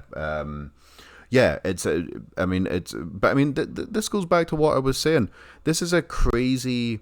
It's it's such a crazy, diverse, like, musical genre to jump Yeah. into, because there's just so many different techniques. There's so many Yeah, different, like, and it's just it's and I crazy. will say this for like vocalists that might come across as like they figured out how to do that sound in 5 minutes and then they start doing it. I'm still absolutely all for Sure, people to do that because I wouldn't want to say that in anyone that I don't I don't know anyone that does this. But like if anyone's listening to this and think, oh, that's me, I'm not saying that as in like to put you off. Like of course, go of course. ahead. I'm like even I don't know like I've known people in my time who like if like they don't like a genre of music they don't want it to exist. I've never got that. It's a very few Nah, amount of people I've met in my life, but I've always just kind of thought, why would you not want people creating art in some way? You know, like even if I don't like it, I want, I want, I'm always happy when people create anything, like even of if it is course. just a silly noise. And of course, it is very like I think vocals are quite a personal thing to a lot of people. So like, I'd never want to like put someone down on whatever sound they can make. I guess Sure, I don't of know course. where I'm going with that, but like. Yeah, no. I guess I just I wanted to totally get what you mean. clarify with like the whole kind of idea of like what makes a vocalist and what makes someone who can make a few noises is I'd never want the person who can just make a few noises to ever stop. Like keep making those noises and get better at them because Yeah, I do kind of think everyone. I don't know if it's very easy for me to say that as a vocalist, but I think anyone can do it. Everyone's got their own voice.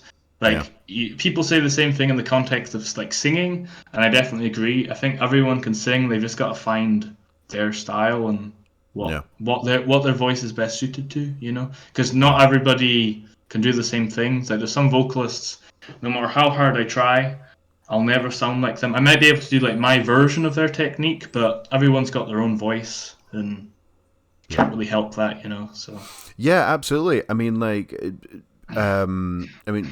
Ben Doer from Shadow of Intent.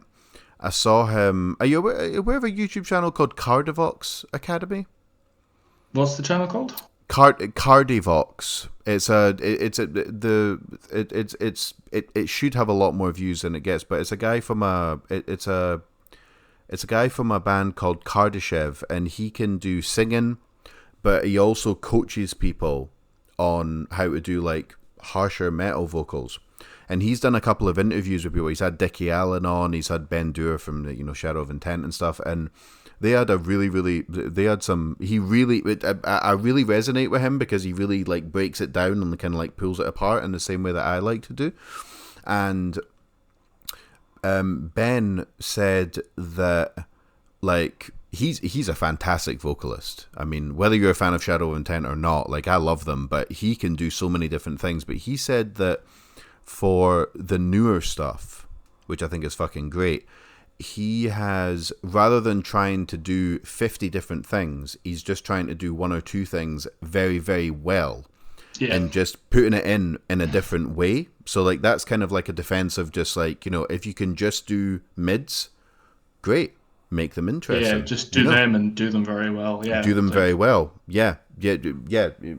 As I say, like with all of this, it's not a clear cut. It's not like it's not simple. It's not. It's a very complicated thing, and like you do get some vocalists who do just do the one style, and they're not very impressive, and you get some people that do that one style, but they do it damn well. It's like Yeah, I don't well, know what the I think Lamb of God are a great example of that. I mean, like Randy's been doing pretty much. Well, he's a good example, but Corpse Grinder from Cannibal Corpse. Oh yeah, I yeah, mean, yeah. he sounded. I mean, like I've not listened to all fucking 500 like Cannibal Corpse albums or how many albums they've had, but he sounds pretty much the same. But like, fucking go for it, dude! Like you've got Yeah. your sound, and it sounds fucking good.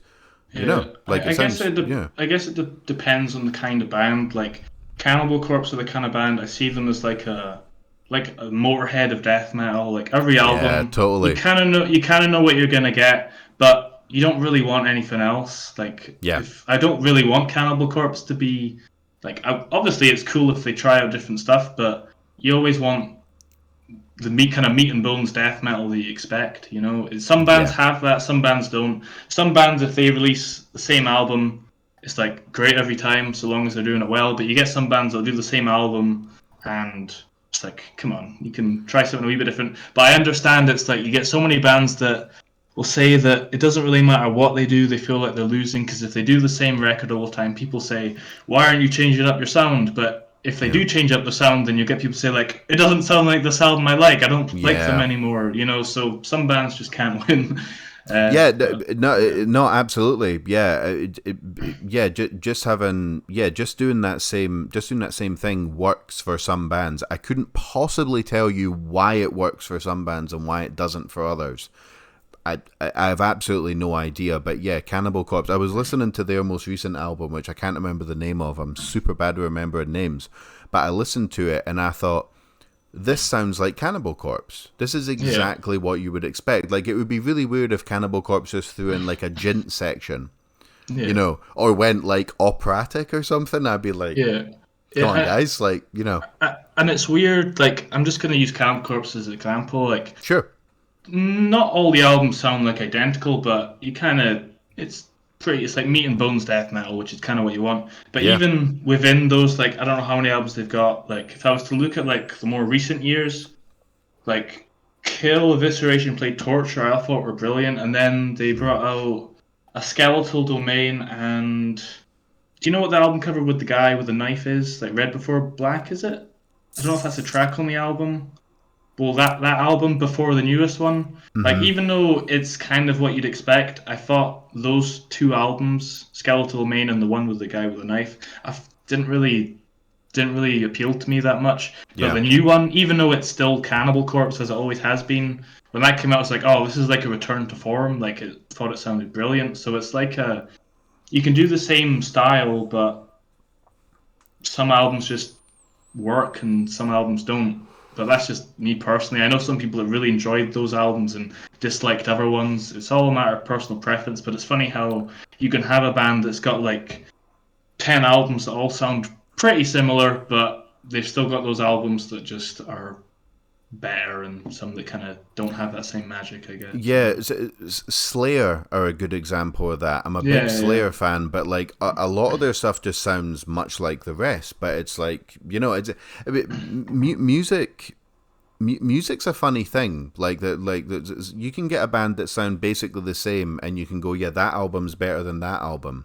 But if you Yeah. tried to actually quantify why, like, it resonates, it's like, I don't fucking know. It Yeah. just sounded better for whatever weird reason. Music's kind of esoteric and philosophical like that. Like it Yeah, just yeah. resonates for whatever reason. Yeah, there's a lot of different factors into why different people like different kinds of music. It's like Yeah. sometimes it's just whatever personal meaning you attribute to that music. Some of it's just the right timing. Like if say you're in a certain mind space or your life's dealing you a certain set of cards, if you hear that album at that time, you're gonna love it. If you heard it 2 years later when you're not in the same situation, probably it might not. It might be that album that you just skim over and don't care about. There's been loads of albums where I've listened to them for the first time and I've just like I thought it sounded cool, but I don't really come back and revisit it. And then 4 years down the line, I'll hear the same album from first second I hear the album, I'm like, whoa,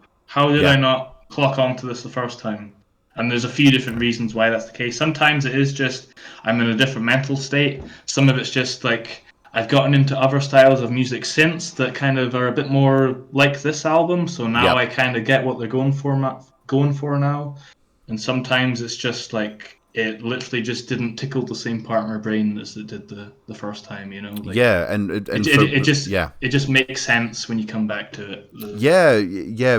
Music's kind of weird like that. I mean, I remember the first, like, because I always, like, when I first started getting into like the first album that I ever heard, that was kind of like outside of what like my parents listened to, and like my dad was into punk, Nirvana, all those types of bands, and I still love all those bands, but it was Linkin Park Hybrid Theory. That was the one Oh that kind yeah, of got me into like classic. kind of an absolute classic. I heard that Yeah. the first minute of Paper Cuts, first track off that, and I was like, holy fuck, this is friggin' incredible. But from there, like when I started like meeting more people, going to like like local like gigs and stuff like that, I realized that there was a lot of people listening to a lot of different styles of music. That's kind of how I like Yeah. when I first started, like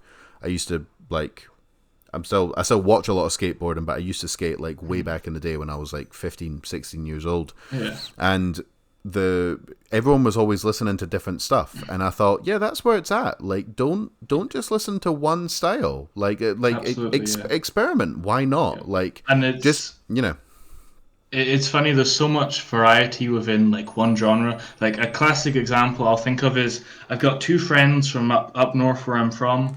They yeah, both really into jazz, and it was quite funny. My friend was like, "Oh, it's good that I've got this other guy that likes jazz. You know, we'll have a lot in common." As they got to know each other, they realized they both liked the completely opposite. Like every single piece of jazz that the one friend liked was like the kind of jazz that the other guy hated. And it's yeah, funny that you think, "Oh, they both like jazz. They'll get on." And they do get on as far as I'm aware, but they didn't have anything in common musically, despite yeah, jazz being their favorite style of music. It's the same with metal. Like there's yeah, people, that like metals, like you can tell, or they'll tell you or whatever that like metal's the kind of music they're really into, and you think, oh, I'll have a lot in common with this person. Then you actually start talking and realize, oh, it's like all of the metal that I just don't deal with, and yeah. vice versa. Yeah, totally. I mean, I think my first kind of like my first kind of like dipping my toe into the kind of like deathcore was really what got me into heavier music. I heard Count Your Blessings by Bring Me the Horizon, one of the kind of like OG deathcore bands. I listened to Pray for Plagues. I just saw the music video and I thought, holy fuck, what the fuck is going on here? This is insane. You've got the fast parts, you've got the breakdowns, you've got the goblin vocals, you've got the fucking pissed off cave troll vocals. I was like, wow, this is really pretty mad. But the first song that properly actually like unnerved me was it. I'm I'm not the biggest fan of Behemoth or Behemoth, however you want to say it, but I saw it was God. This is going to make me sound old as shit, but this was when like the British publication Metal Hammer they released their monthly magazine, and then they had like a CD that had like loads of music videos in it, and I heard a track called Slaves Shall Sever by Behemoth. Hmm. I heard that, and it was the first time I was ever actually unnerved by music. Yeah. I was like, whoa, they're slaughtering goats. There's very little structure to things. It's just totally over the top, and I don't know. I always find that like the appeal for really really brutal music is very similar to the appeal that I have for like horror movies. Yeah, yeah. It's like you like the sensation of being scared, of being unnerved, of not knowing what's like coming next. When I heard that Yeah. track, I was like, I was about 15 years old, and I was like, whoa, this is not Nirvana. This is Yeah. not Slipknot. I love Slipknot, love Nirvana. I still listen. I listen to Nirvana like like weekly, sometimes daily. But I was like, wow, this is really different. Like this is Yeah. super super different. And for whatever reason, that struck a chord with me. I was probably just the fact that I was an angsty teenager that was just pissed off with life, But like that, just yeah, like you said, Yeah. right song, right time type shit. Yeah, yeah. I kind of had that whole thing with death metal, where I was kind of scared of it, but I kept coming back, and then gradually I learned to like it. But like right time and right place, like or being scared of music. Like there's one album. Well, I say there's probably a few albums, but like there's one album by a one man project called Leviathan. I'm a big fan of his work. Right. He's got a few albums that I'm not like keen on, but there's one album that like I used to really enjoy, and I think it was just where I was at that time. But then, like, I'd come back to that album later on, and I couldn't listen to it the same way. It just made me feel like it made me feel sick, and I don't know if it's like with like I can come back and enjoy that album now as times went on, but like it's funny how much time and place plays a part in music because at that time period I just associated that album so much with where I was when I first heard it, and it Mm-hmm. resonated with me at the time. But then I kind of had this period where I'd go back and I just associated it with that time so heavily, so the album just like it's quite a scary sounding album, like Yeah. right enough, but it would just make me feel sick just based on like what it would bring forth within me. I can go back and enjoy that album now. It's one of my favorite. I love that project, some of the albums, but yeah, it's funny how your tastes can change even on the same album based on life experience and time. Um, and I don't know, it's just where you go on like saying about like music being unsettling or scary. I do think that's like something that kind of developed early on for me, like having an being drawn towards that sound like very early days. I remember like I was 8 listening to it's quite funny. I wasn't allowed to listen to music with like lots of swear words when I was in primary school, and I Right. said to my mum, "Oh, it doesn't have the parental advisory sticker, so it's censored." So I've got like the first Slipknot album and it wasn't censored, so I'd be sat listening to that album, and every time he was about to swear, I'd like turn it down for a second and turn it back up with like the lyric book, like hoping that my mum didn't hear. But I remember like the track "Scissors" on that album. I was like, "Whoa, this is like Scissors. it's quite scary." Yeah. It's not well. It's it's not so bad now, but since then, and surprisingly enough, once I've got a friend up north who's really into like jazz, Mm-hmm. and it really opened my eyes up to like, wow, a lot of this jazz is like some of the most nauseating, unsettling music you'll ever hear. It's like so I don't even know the word. Like it just messes with your mind because it's Yeah. so grating. Some of it in a good way. Like Yeah. it kind of opened up my like. I look back and like I could sit and like go into it, but like I can like pinpoint like I got into this genre of music and that led me on to this genre of music. And once I learned to appreciate this genre of music, I was able to appreciate this genre of music and so on and so forth. But I do think jazz, once I kind of like, because at first it didn't make any sense to me, but the more I was like around it, the more I kind of got it. The more I think it opened up that sense of like, you can make really, you can make such a wide variety of like soundscapes and moods, Mm-hmm. um, from like instruments that like aren't traditionally meant to be played in that way. Like my Yeah. friend actually said himself, he was quite surprised because he always thought metal would be like the place he'd go to for like chaotic, like tension and just like that certain that certain kind of like negative feeling, I guess, or that Mm-hmm. unsettling energy. But he finds jazz scratches that itch more for him, and like he finds metal is better, more like rhythmically in a Yeah. way. Yeah, it's just like there's a like I don't always think metal's always the most extreme music. Like there's some music that is it's not necessarily extreme, but in some ways it's a lot more wild than metal. Yeah. Oh, You yeah. know? Yeah. No, no, no. Absolutely. I've got a very fondness for the UK drill scene. And the it's not the most like refined music in terms of like social commentary and stuff like that. They use a lot of like slang words that, as far as I'm concerned, have just made up on the spot. But the background ambience and the fact that a lot of these guys are involved in organized crime, and they'll go off and they'll actually stab someone and then they'll make a song about it. That kind of scratches the same itch as like listening to like Infant Annihilator. Like it's really fucking extreme, but it doesn't sound anything like death metal or deathcore Yeah, or that. But it's like it's the same kind of creates the same kind of foreboding atmosphere that I'm yeah, like, yeah, this is cool. Yeah, yeah, yeah, yeah, I dig this. Yeah. yeah. I think I don't know. It's something that kind of changed for me. Like early on, I was all about like if a song's catchy or if like it's got hooks or whatever. Or, like Yeah. it's more like it's got like a formula that sticks with me. And then as time went on, I'd say it kind of developed more.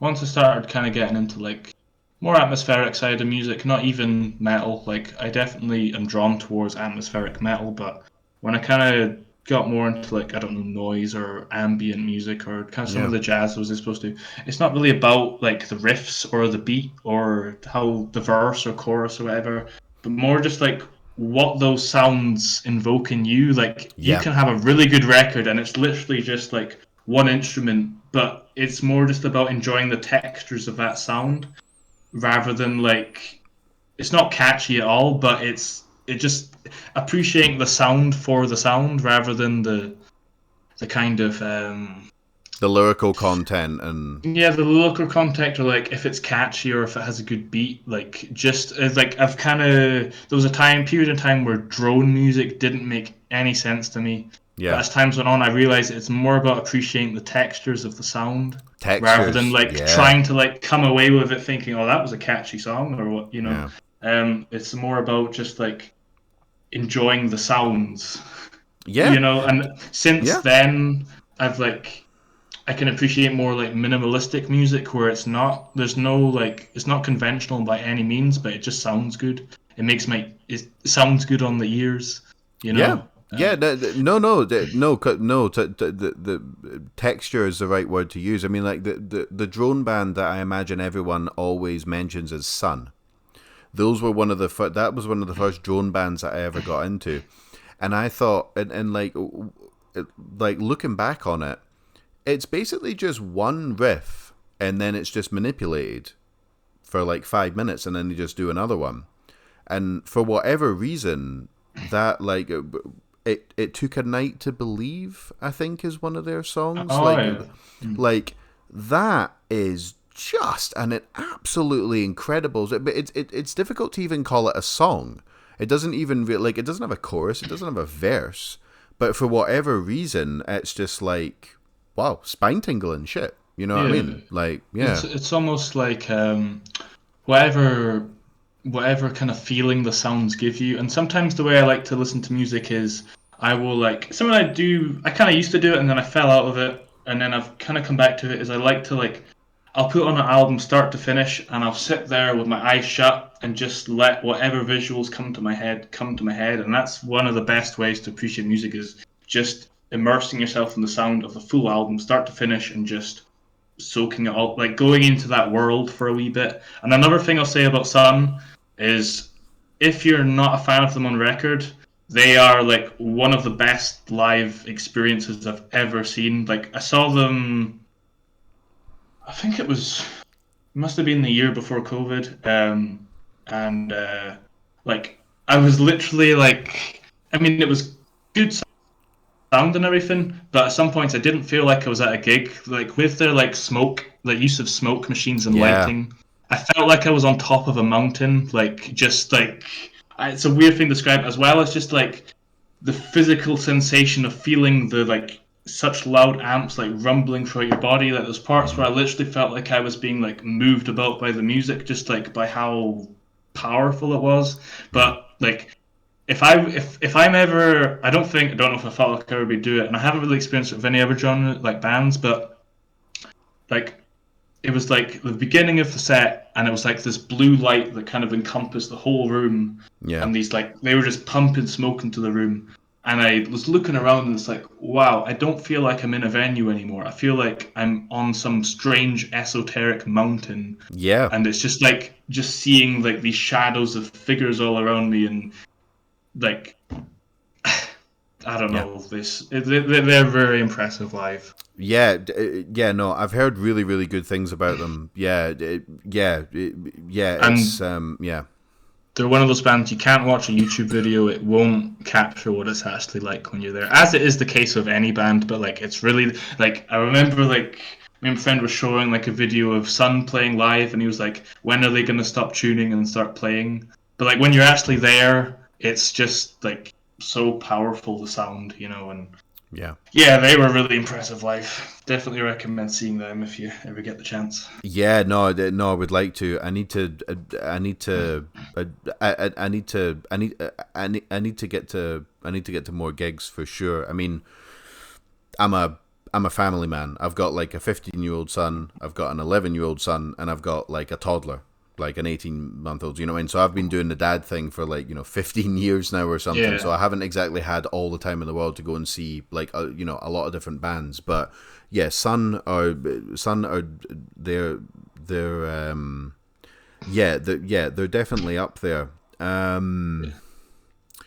So to kind of jump from one topic to another, how how is it going with the new album? Like, do we have a release date? Are you guys still writing? Like, what's the whole process been like for the new album that's going to be dropping hopefully sometime this year? Because I can't wait to hear it. But yeah. Yeah. It's been a long process. Mm-hmm. It's had many it's all on the paper, and then we've ripped up the paper and started again. I think a fair few times now. Right. Okay. We've got maybe about 4 or 5 songs right now that we're pretty content with. We got another couple to write. We've got lots of ideas to pull from. Um, we're currently in the process of like really hammering down on those last couple songs and trying to make sure that we're releasing an album as opposed to a collection of songs. Right. Um, Okay. so trying to like look at it from the full scope of like making sure every song on the album has its place and is there for a reason rather than just being here's 9 songs that we've written. Um, having like we've spoken about it where like within a song we'll try and have a song to have peaks and valleys, but then also remembering take a step back, look at all those songs together from minute 1 to minute 50 or however long it's going to be, and realizing like if this was to play start to finish, what kind of you know peaks and valleys do we want to have? We're relatively ahead, and we don't have like a set date or anything like that. We're just going to take our time as we always have done. Sure. But you can expect at least I don't want to like nothing I say here is definite, but Of course. Of course. if we have the album out this year, that's great. But you will hear at least a handful of songs this year, I reckon. At like that's worst case scenario because those Right. 3 songs are already written and good to go, like ready to record and everything. So it'll just be a case of actually just booking the time to record them and getting. We're gonna try a few different things as far as like music videos concerned. Try and get a few actual proper music videos. We were meant to do that with our last single, but there was a few different setbacks and a few things we didn't account for, and we just kind of decided we've been sitting on this for long enough. Let's just get it out. Just get it out there. Yeah. Let Yeah, people yeah. listen It to it. was also Yeah. part of the timing. We were playing like a gig with Cattle Decapitation, and there seemed to be a fair few extra eyes on us, like in terms of like our pages interaction. So we thought, let's get it out now whilst we've got some momentum going, just to kind of help. But yeah, you can expect a couple at the very least a handful of songs this year, more than 2. I'll say Well, that. I am gonna be all over that whenever it drops. I saw some of the I saw some video from that gig that you played with Cattle Decapitation, and that looked like a pretty fucking incredible gig. It Like was the crowd looked insane. Like from what I saw, the little bit that I saw, that looked like a gig that you guys are gonna remember for a long time. Yeah, it was like one of the best days I've had in a long time. It was a day where like from the very start I thought, right, something's gonna go wrong. It has to. Like, how could something not go wrong? And every single opportunity where something came up I thought, oh shit, this is where it's gonna go wrong. But it never did. Like start of the day to the very end. I think it's definitely my favorite Glasgow show we've ever played. And not just because I'm a big fan of Cattle, but just playing the cat house and the sound and the crowd and just definitely the most anxious I've ever been for a show. In some Sure. ways, it was a different kind of anxiety. It was more just like oh fuck, there's a lot of people here. Like made good use of like the kind of one of the band rooms before we went on. That's kind of like It's funny you were saying earlier on about like the head of the traitor. I only really got to properly catch their set. We played with them like 3 times now, Yeah, but I only really got to properly catch their set when we played with them last time. Very yeah, impressed with them, by the way. yeah, I'd only seen like bits and pieces of their set before because usually whatever band's on before us, I'm too like I'm getting better at dealing with now, but I'm pretty damn anxious sure. before. I'm always just making up an excuse to do anything that isn't like. I'm always like, oh, I need to go to the toilet. Oh, I need to get a bottle of water. Oh, have I Yeah, checked this? Have I checked that? Always like, I know. I think it's just my brain subconsciously trying to like think of things to keep me distracted from the idea of going on stage. Once I'm on stage, it's not so bad. But saying that, it's like it's been a gradual process, and I definitely feel more confident as time goes on. But I mean, I've spoken to some vocalists of bands who have been doing it for ages, and they say it doesn't matter what stage we're playing on, get anxious every time. So I've just kind of learned to accept that it's part of the process. But Cattle was a very very good time yeah. to say the least. Excuse me. Yeah, no, I think I think that kind of anxiety sometimes for me is it's it's very similar to excitement. Yeah, yeah, it's like Like similar the yeah, chemicals in the brain almost. It's like how you react to exactly. it almost. Yeah, it's all about it's a framing issue, and I would imagine that before you're gonna do like because whenever like even like obviously I don't know this podcast will go out, hopefully hundreds of people see it, but probably only about like much less than that, but but like the whole day I've had anxiety for doing this, and you and me are buddies. I've spoke to you many times. We get along really well. I've done this before. I know everything, but that anxiety still kicks in, and that's not even me being on stage with like all those different variables. That anxiety, I think, is almost necessary for doing anything that you care about. If you kind of had this Yeah. kind of just like, yeah, let's just go on and do something. I don't know. I don't know. Maybe that would indicate that you don't really care that much about what you're Yeah. doing. Possibly. It definitely is like when I say I'm anxious before shows, it's always like jumping between excitement and anxiety. Sure. It's like one moment I'll be like, God, I'm so ready to get up in there and just let loose and just I don't know, like it's a very therapeutic thing playing live. But sometimes I'm like really eager and I'm like, oh, it seems like the crowd's really enjoying all the other bands. I can't wait to get up there and see how they react to us, and then for some reason something will just switch in your mind and it turns into from like, oh, there's so many people here, they're all so excited, like they all seem so excited to see these bands. It'll just switch to like there's loads of people here and they're all going to be staring at you and they're going to hate every second of it, and Yep. just or either they're just like everything that could possibly go wrong will just start to like play out in different scenarios in your head. And I learned to just whatever happens. You can't, doesn't really matter how much preparation you put in. Once you're up there, whatever preparation you've done before just goes out the Yeah. window. Yeah. Yeah. And you're just kind of reacting in real Yeah, time, I but guess. I'd Yeah. say there's like a few, and part of it's come from meditation because I have my struggles with anxiety in everyday life, not just when it's playing in a band. But there's some stuff I've applied from like meditation, which has really helped me, especially in everyday life. But I've also applied it to like when I'm like playing live or Mm-hmm. at a gig. Like there's a few things like I wouldn't say it's like 100% when I'm on stage, but like say I'm on stage and I'll start worrying or like I'm thinking about something that I shouldn't, and it happens more often than you'd like to think. I'll Something I've kind of learned from meditation is like say I've got a thought, I'll stop and realize that's just a thought. That's like almost like your subconscious is just chattering away, and you can Yep. stop and look back at that from your conscious mind and say, hey, that's not actually indicative of what's actually happening or my actual thoughts, or these thoughts don't actually aren't actually representative of me or the current situation. These are just thoughts. My brain's just doing what it does, Yeah. and it's doing that to protect myself because it's naturally it's like looking for threats and trying Sure. to you know figure out ways to survive in that situation. That's kind of what it's wired to do.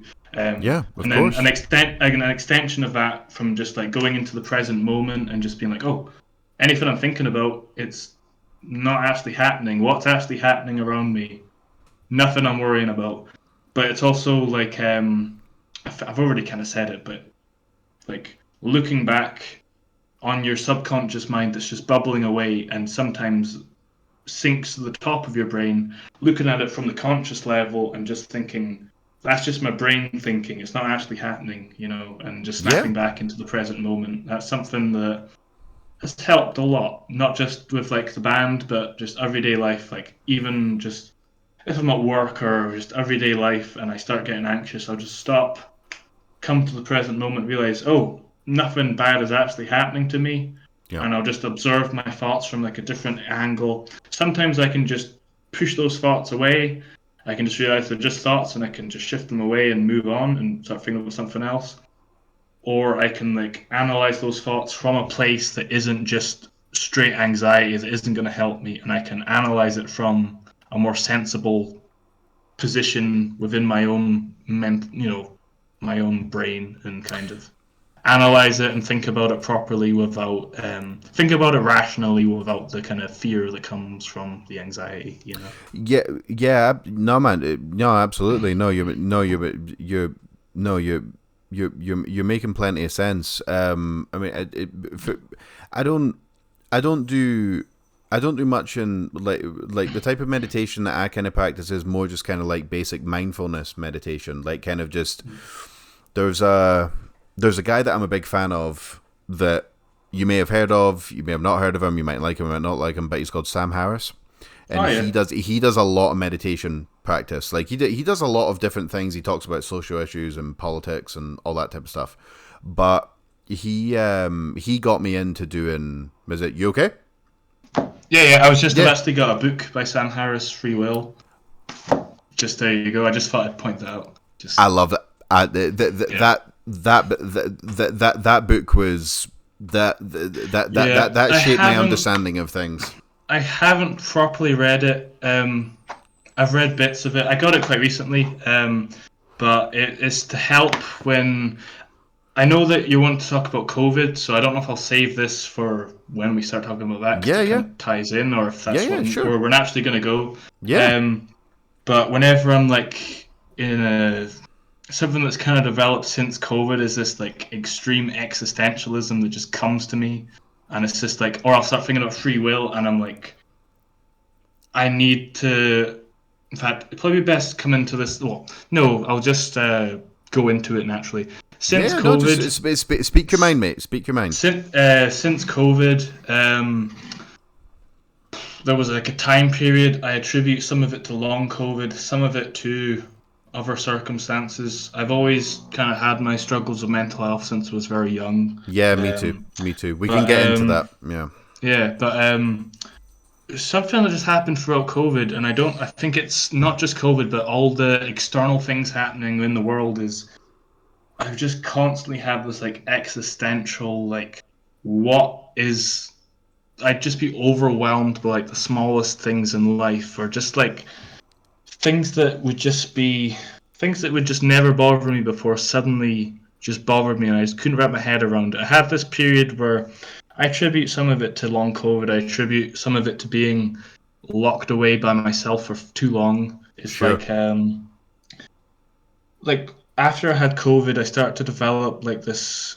I could like hardly string a sentence together at some point, so I meant like cognitive deficiencies were really starting to kick in, Like a kind of and brain fog type thing. yeah, but Yeah. just like I used to, and I've done some work to improve it. I've still got work to do. I'm definitely in a better place than I was at the beginning. Where like, Mm-hmm. say I thought about something in the past, I'd be able to think about that thing, and then I'd think about it from different angles. I'd think deeply about that subject or whatever, Mm-hmm. and then I had this like period in brain COVID where it'd just be like I'd think about the thing and I'd have like these free surface level thoughts, and I couldn't break past those free Yep. thoughts, and it would just be the same free thoughts A repeating and repeating and mental loop. repeating.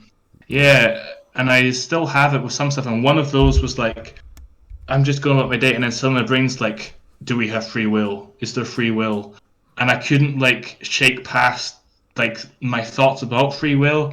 So I got this book for whenever I have that, so I can at least just sit and read some extra thoughts about free will. But Yeah. yeah, Sam Harris's meditation app, Waking Up. That's a Yep. really good app. There's loads of really good things on that. Since then, I've learned like a few different styles of meditation, but yeah, meditation's definitely been a good thing for myself. I've like not so much now, but certainly when I was younger, I had a brain that just would not shut the fuck up, and Yep. it would just be like random comedy sketches in my head, or like just this endless chatter that didn't nothing, none of it was linked. It was like I remember one night, just sat there in my bed, and I just had like five, six different conversations all happening at once. Yep. They're not the same topic, and my brain is just so scrambled. And meditation practice throughout the years has, I'm a lot more calm and just like, I'm able to focus better now and just in more in control of my own head, which is a very good thing. I definitely recommend it. Yeah. No, definitely. No, I've been a fan of Sam Harris for a very very long time. He's got a very very interesting way of kind of like breaking everything down. Because I used to do a political podcast with my buddy Tim Haynes. He is he's a kind of more or less strict Catholic. He lives in New York. I'm an atheist. I don't really like the term, but we can possibly go into that later on if it goes there. But we did this podcast called The Dialogue, where he would be like the Catholic side, and I would be like the I would be the atheist side of things.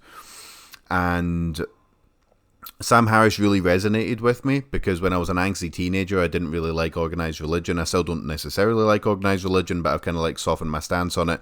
Sam Harris was very, very instrumental in kind of just like breaking a lot of that down for me. And then I guess as I grew up a little bit, I started listening to what he had to say about free will, and like I've read that book that you just like you just showed on your camera, and just the one thing that always resonated with me from Sam Harris was that the next thought that pops into your head, you know more author than anyone else did. It's just a thought. It just pops into consciousness like the tide coming in, and then it flows out, and you don't have to be captured by it. So if it's an angry thought, you don't have to be an angry person. Yeah. And if it's a sad thought, you don't have to be sad. And that, for like, once I kind of heard him talk about that, and I realized that he was 100% on the money, that felt like cheat codes to life. Yeah. I was like, all right, okay, so just because I have an angry thought or an angry emotion, it doesn't mean I now need to act angry. Yeah. I think there's a lot of people out there that just don't realize that. They're just like, oh, I'm just angry now, and it's like, nope. Doesn't have to be that way. It's like your brain's just gonna bring thoughts to your head whether you like it or not. It's how you react to it. Continuously. Your brain never shuts up ever. It never stops. But I definitely say like meditation helps to like if you've got an overactive mind that just you're having trouble keeping at bay. Meditation for me personally really helped to just I don't know. It's like mental gymnastics. It's like if you've got an unhealthy body, you go to the gym and you work out and you feel better. And then you start to feel more in control of your body and what you can do. And you're more capable of you're more aware of your capabilities with your body. It's the exact same thing with your mind. It's like meditation helps you to build a stronger kind of foundations for your mind. Like sometimes it can help you like say you're stuck in a train of thought and it's just thoughts are ringing, say in a bad place, you meditate 20 minutes, you come back, and just sometimes the clarity that you open your eyes with, where it's just like, whoa, I'm just like, I don't know. It just helps to kind of reset your brain. It does. It absolutely does. I mean, at this point, I'm about 90% sure that I have ADHD. And maybe getting on Ritalin at a younger age might have been the best idea. Like, I just kind of thought everyone had this kind of multiple different thoughts. You're very creative for lots of different things, but you can't actually follow any of them through, and you just have about like 50 like kind of like unfinished projects from like lots of different disciplines. But yeah, meditation is a really good way of just, because I think I don't know if this is maybe just like a kind of just like a symptom of Western culture, but meditation is always kind of seen as like a guy in robes at the top of a mountain, cross-legged, just like eyes closed, that type of thing. But that doesn't really that is a type of meditation, and there's things to be gained from that. But it's mindfulness is meditation as well. Literally, just viewing your mind as just it all comes down to free will, doesn't it? You know what I mean? Whatever thought pops into your head, it doesn't have to completely, what's the word, taint your personality. Absolutely, There's so many different like kinds of meditation and different practices that people can, and I think like there's different practices that will work for different people and different kind of personalities, I guess. But where was I going with that? Like even within like the meditation that I've done, like even if you just like go into meditation and you think about a certain thing, you can yield such different results. Like even within just the waking up app, like of course there's a hell of a lot more to meditation than just Sam Harris, but it's just an easy example. Like within, like you can do like a mindfulness meditation, or like the kind of meditation where you every time you deviate focus from your breathing, you stop and you go back to the breath. That's one I found is like good to like help you stay focused, like help your brain stay focused, and help you kind of snap out of if your mind starts going wild or whatever. But there's also the kind of meditation where like if you just like there's one where it's like just think about someone that you love and just like wish them well, and just think about how much like seeing them happy makes you feel happy. There was some times when I was meditating on like that, or like just thinking about something that made me happy, where I just like get this like strong sense from my body, and I'd be like sat with a big grin on my face whilst I'm meditating, just like, wow, it's amazing how if you just like focus on like a certain feeling or a group of thoughts that make you feel a certain way, those thoughts will like arise within you. Like there was like one point where I was meditating and I just burst into laughter because I was just like I can't remember what it was exactly, but just like this, I wasn't feeling particularly happy when I went into it. Like 10 minutes in, I just started laughing and I just felt so happy because I was just thinking about things that make me happy. Like your own thoughts can control a lot. It's a good thing. No, it is. I mean, I feel that.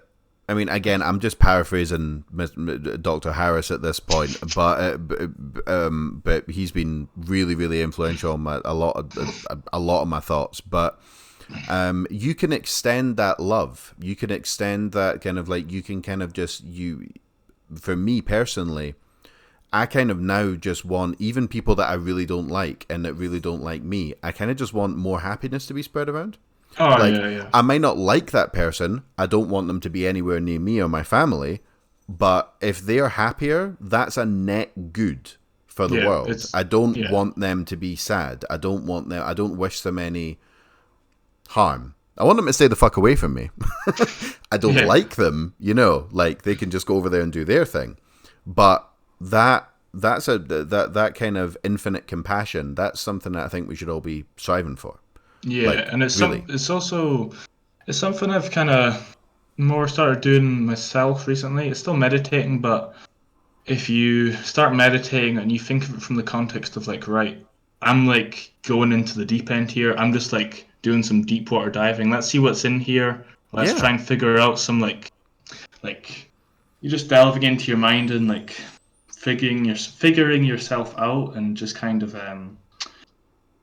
it's not always pleasant meditation. There has been sometimes where I'm meditating and I'm like, wow, I'm just here in the dark with like the worst possible thoughts. But it's like learning to navigate those thoughts, or learning to just be accepting of those thoughts and realizing that that's a part of you. That's like your, dark parts of your subconscious, and your, as like, I think it's Carl Jung, like your shadow, like the kind of dark side of your consciousness. And if you're able to kind of learn how to handle that, it'll do you a lot of good. Yeah, well, it's still you, isn't it? You know what I mean? Yeah, yeah, Like your lowest point and your highest point and your kind of like baseline. It's all you. yeah. You know, Yeah, like dive in. it's kind of like the idea of like if you feel bad, just sit and feel really bad, like really hone in on that for 20 minutes. Just like feel those emotions to the fullest, and then once you come out of it, it's almost like your brain's done its work, and then you can kind of move past those feelings. Yeah, Yeah. yeah. But obviously, it's a complicated thing, like every single thing on this goddamn planet. Nothing's Every black and white. everything, No. yeah, everything is complicated. Yeah, definitely. Um, let's move on to COVID, Okay. because I've talked about. This is the third episode of the Roach Warren podcast. I talked about COVID with Alec from Slaughter the False Prophet, and also G, obviously the drummer from Head of the Traitor. COVID was something that affected, I would say, almost 100% of the population. All, maybe not directly and not in the same way, but it was literally, there was a time when basically everything was shut down. So it's relevant to talk about, Yeah, basically. You know, everyone was kind of in the same boat in at yeah, least a few regards. yeah, exactly. It was for a lot of people. It was, I mean, it was the most significant thing that I've ever experienced. You know, like I was, I'm 34 years old. I wasn't alive during World War One, World War Two, any of that type of stuff. You know, those are very significant events. I'm not trying to say that COVID, staying in my house for like a year or something, is the same as fucking, rationing in World War Two or anything, but it was a significant event for everybody, and I kind of feel that it's relevant to talk about. Um, how was COVID for you? Like, were you by yourself? Were you like locked up with like other people? Like, just kind of talk about it. And Um, also, I can still hear you. I'm just gonna go and get myself a drink of water. So it might seem slightly insincere, but just like keep talking because I can all right, still cool. hear you, basically. No So yeah, worries. yeah. Yeah, all good. COVID was pretty damn horrible for the most part, as you could probably imagine. The first year, I was living with still with my granddad. He was kind of at the end of his, he really needed to go into some more specialized care. Like it was to the point where I couldn't take care of him properly anymore, and it was just me and Okay. him. So it was a lot of lots of voice calls and like FaceTiming friends and whatnot and phone calls, but it just doesn't do the same thing as being with people. No. So I'd made a load of progress on my mental health and who I was in the years building up to COVID, and then I feel like COVID just like took where I was up there and it just went, nope, get back down. Yep. And my mental health deteriorated to just some pretty dark places, and like Sure. some of the first times where I've ever stopped and thought like I'm it's kind of why I kind of I mean I'd meditated before. I kind of fell out of it, but I realized that I need to start taking extra steps to take care of myself. Like I'd end up in some pretty just spending too much time by yourself, just thinking by yourself without being able to bounce your thoughts off anybody else to like part of it for me was like I'd just be sat thinking and I'd start to think like what like I'm sat here thinking, but is this actually true what I'm thinking, or is my Yeah. brain just producing like what even is this? Like I don't Yeah. know. I'd find myself in headspaces where my mind would be just lock into this like terrible place where it was very hard to get out of. I've had to do a lot of things to kind of pull myself out, and I feel like I'm in a much better place now. Still human like everybody else. Yeah. But yeah, it was pretty grim. There was good stuff that came from it. After a year of living with my grandfather, me and my girlfriend moved into a new flat, which Okay. I'm in right now. So Cool. yeah, there's been lots of good times to come from that.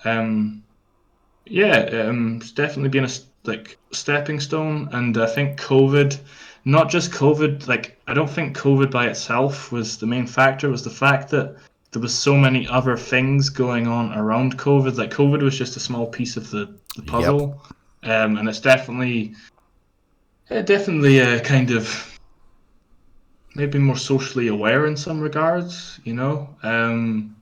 Made me made me improve my critical thinking skills a bit more, realizing, hey, Yep. there's a lot of you kind of need to stay on your toes in this world. You can't just like believe anything anybody's saying to you. You've got to actually be smart. Not be smart, but like Analytical, critical. think critically, because there's a lot of bullshit out there, and there's a lot of different there's some pretty dangerous. Like I don't know. There's a lot of extremity in the world right now, and you Yep. got to be careful you don't fall into any kind of dangerous pockets. Yeah. So I Yeah. definitely became more like clued up on that, and just like more aware of like what I'm intaking into the world. Part of Mm-hmm. it is I had a time period. I wish I could like chronologically go through it order by order, but I've never actually sat and thought about it. But I had a period of time where my mental health was deteriorating because I also became far too focused on what's going on in the world. I was too Yes. heavily invested. And the Yep. problem was I was trying to solve all the problems myself when I'm in no position to solve any of these problems. So I'd Yep. have like weeks and weeks where I'm like two voices in my head arguing with each other, trying to figure out all the solutions to the problems of the world. When I'm just one person, I'm not fully equipped to deal with the vastness and complexities of the world. Yep.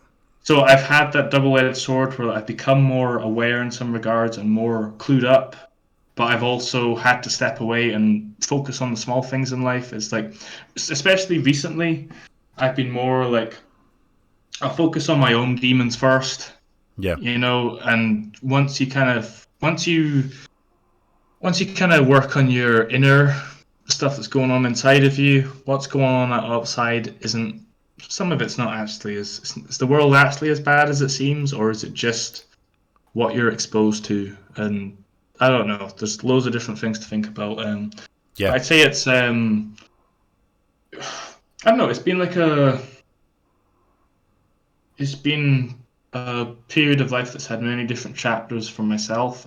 Recently, I've managed to pull myself out of a pretty bad place where I'm starting to become incredibly curious and interested and intrigued and just amazed by the complexities of life, and I Yep. want to like learn as much as I can about the world. I've always been that way. I felt like I developed myself to a pretty bad point, like a pretty good point, and then COVID, mental health, personal factors, all kinds of different things led to my cognition was pretty badly deteriorated, and I've Mm-hmm. just finished reading Flowers for Algernon by Daniel Keyes, and it's about like this. He's not a very bright person. He works in like a bakery. Everyone picks on him because he's stupid, and he's given like this super intelligence like test where he suddenly got an extremely high IQ, and he's very smart, very intelligent. Um, but with that high intelligence, he's no longer able to function with people. He doesn't get on with people. He has all these new Right. struggles that he didn't think of. There's so much more to the world than just being clued up on the most complex aspects of it. Like Mm-hmm. there's a certain there's something special to just appreciating the small things, and I've Yep. kind of learned that more recently. I'm like part of my New Year's resolution. I've got a few, but I'm really wanting to like really dive deep into all the things I'm interested in, and I'm interested in a lot. So I've got like a big reading Same. list of books I want to try and work through, and Yeah. things I want to understand on a deep level where I can properly talk about them.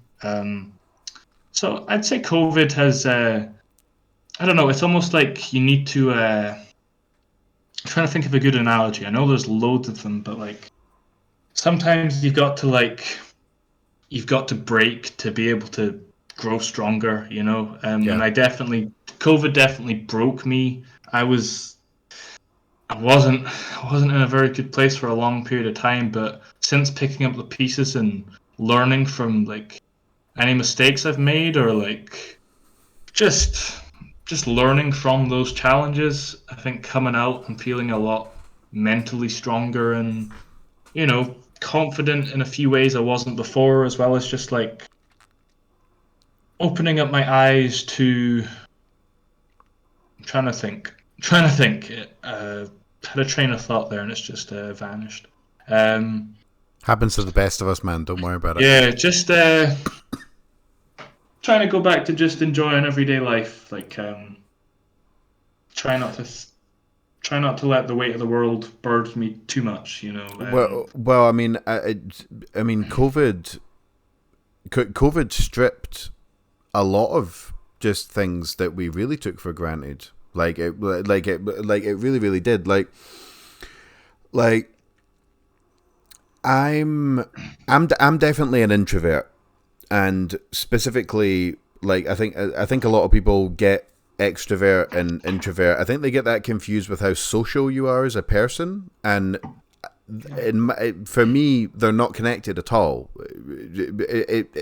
I'm an introvert in the way that I recharge my batteries by being, like, when I say by myself, I mean with my kids and my beautiful wife that I've been with for 16 years. That's why that's why I chill.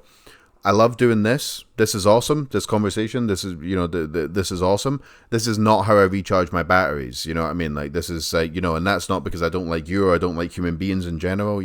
So COVID,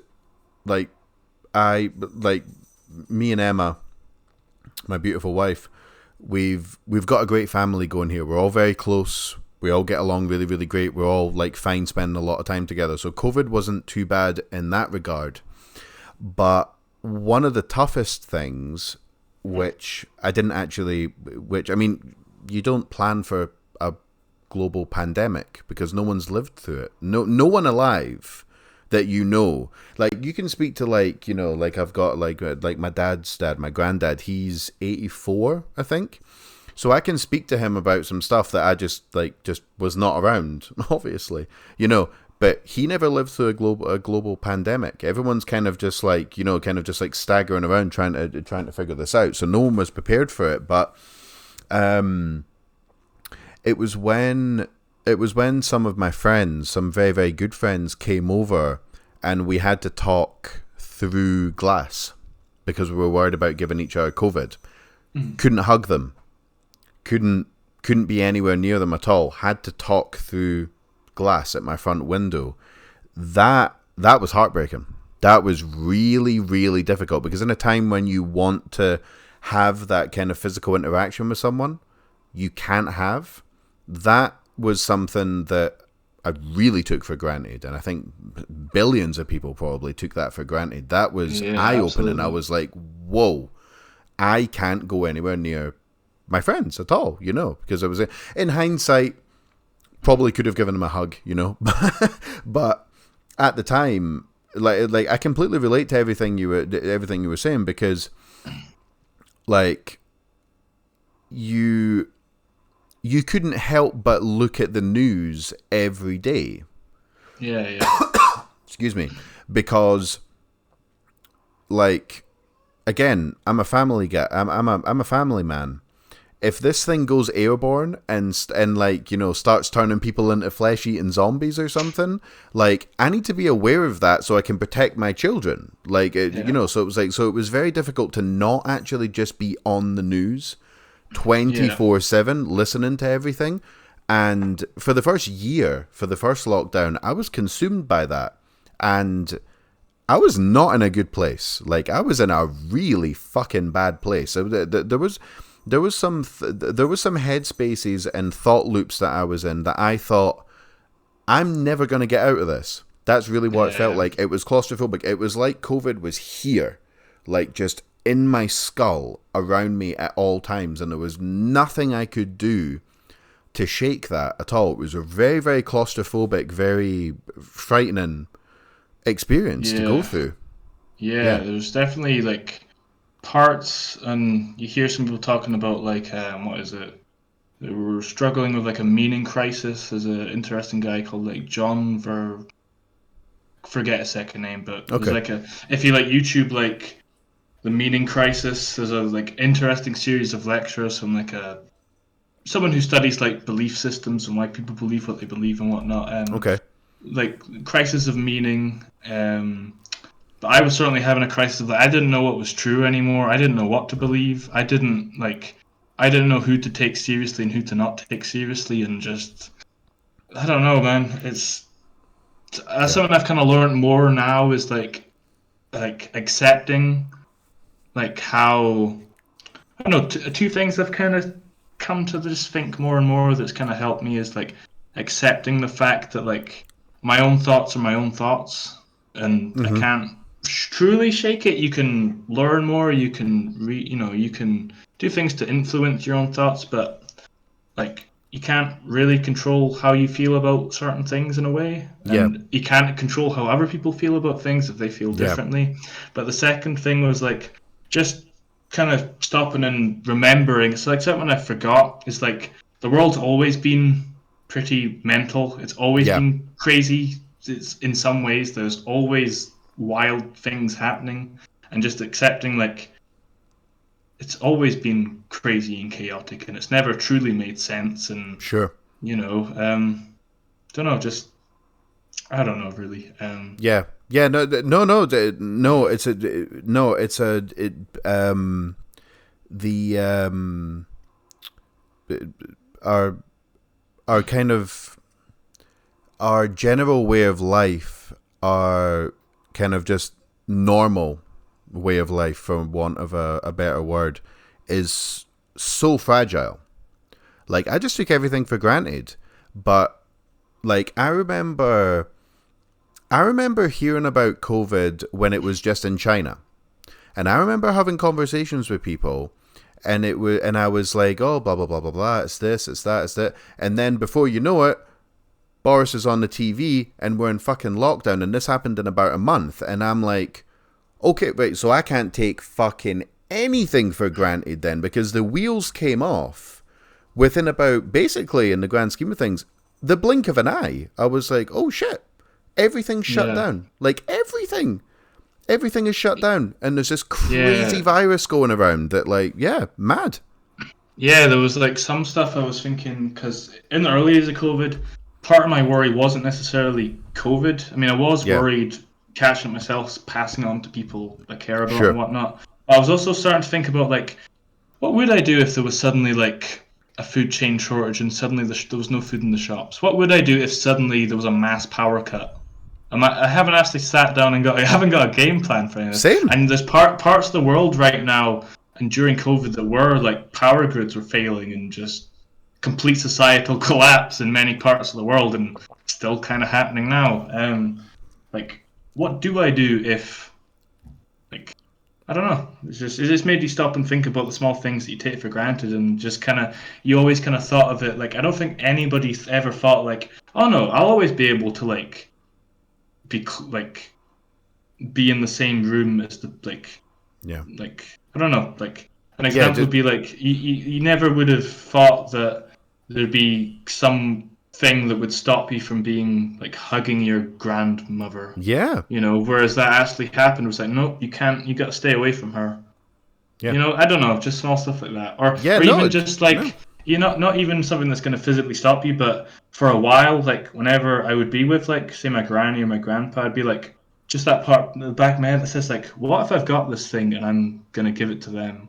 Like, what if?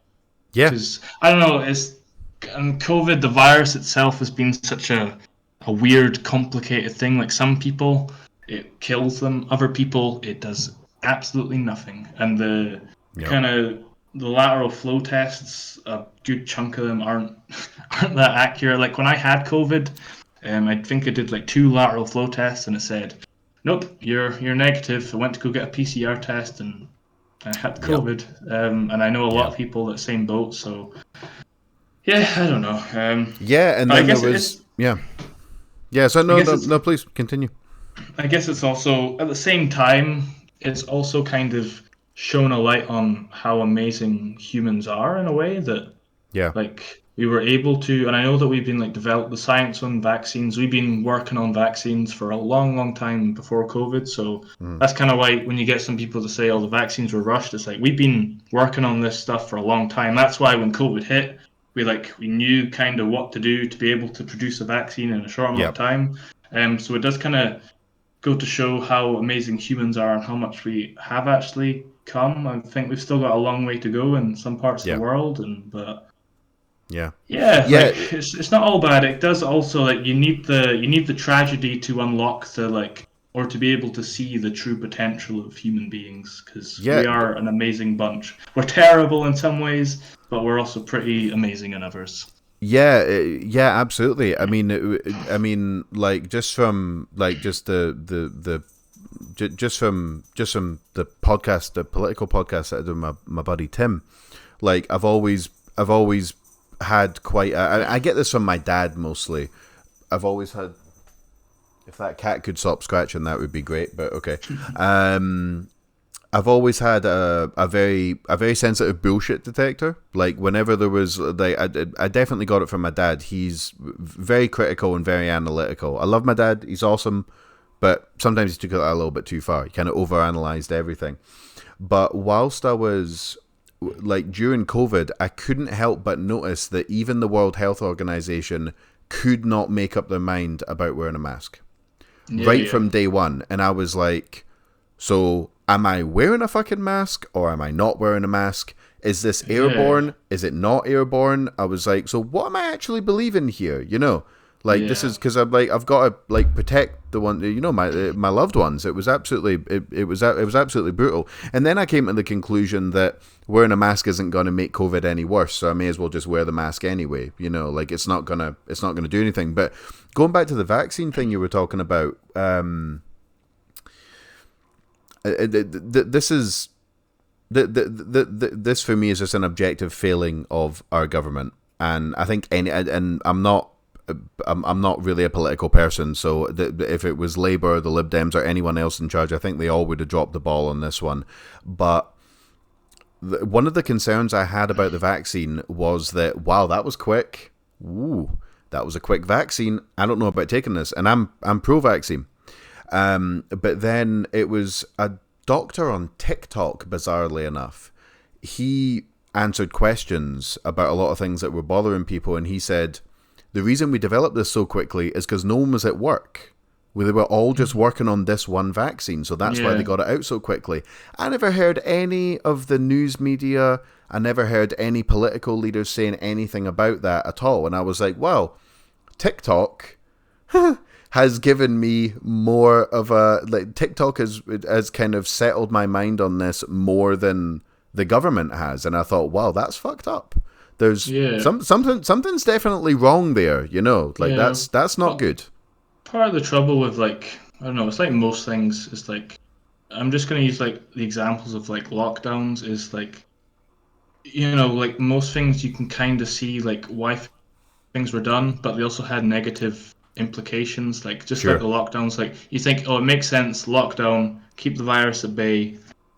Like that's a Yeah. good thing. We want to like minimize the spread, but at the same time, how comfortable do you feel with the government having that much like power? Like Yep. it's like a scary thing where it's like, yep, it does control the vaccine, but do I really want the government to be saying like, no, you can't do this, you can't do that, you can't. And in some cases, it's like I see why it's like the right thing to do, and I was pretty, you know, I followed most of the rules, Mhm. but at the same time, it's more just the fact that it kind of it sets like a what's the word? It sets like a not a very good precedent, like a Yes. precedent. It's like if they can tell you to do this, what else can they start to tell you to do? Mm-hmm. And especially when we've got some pretty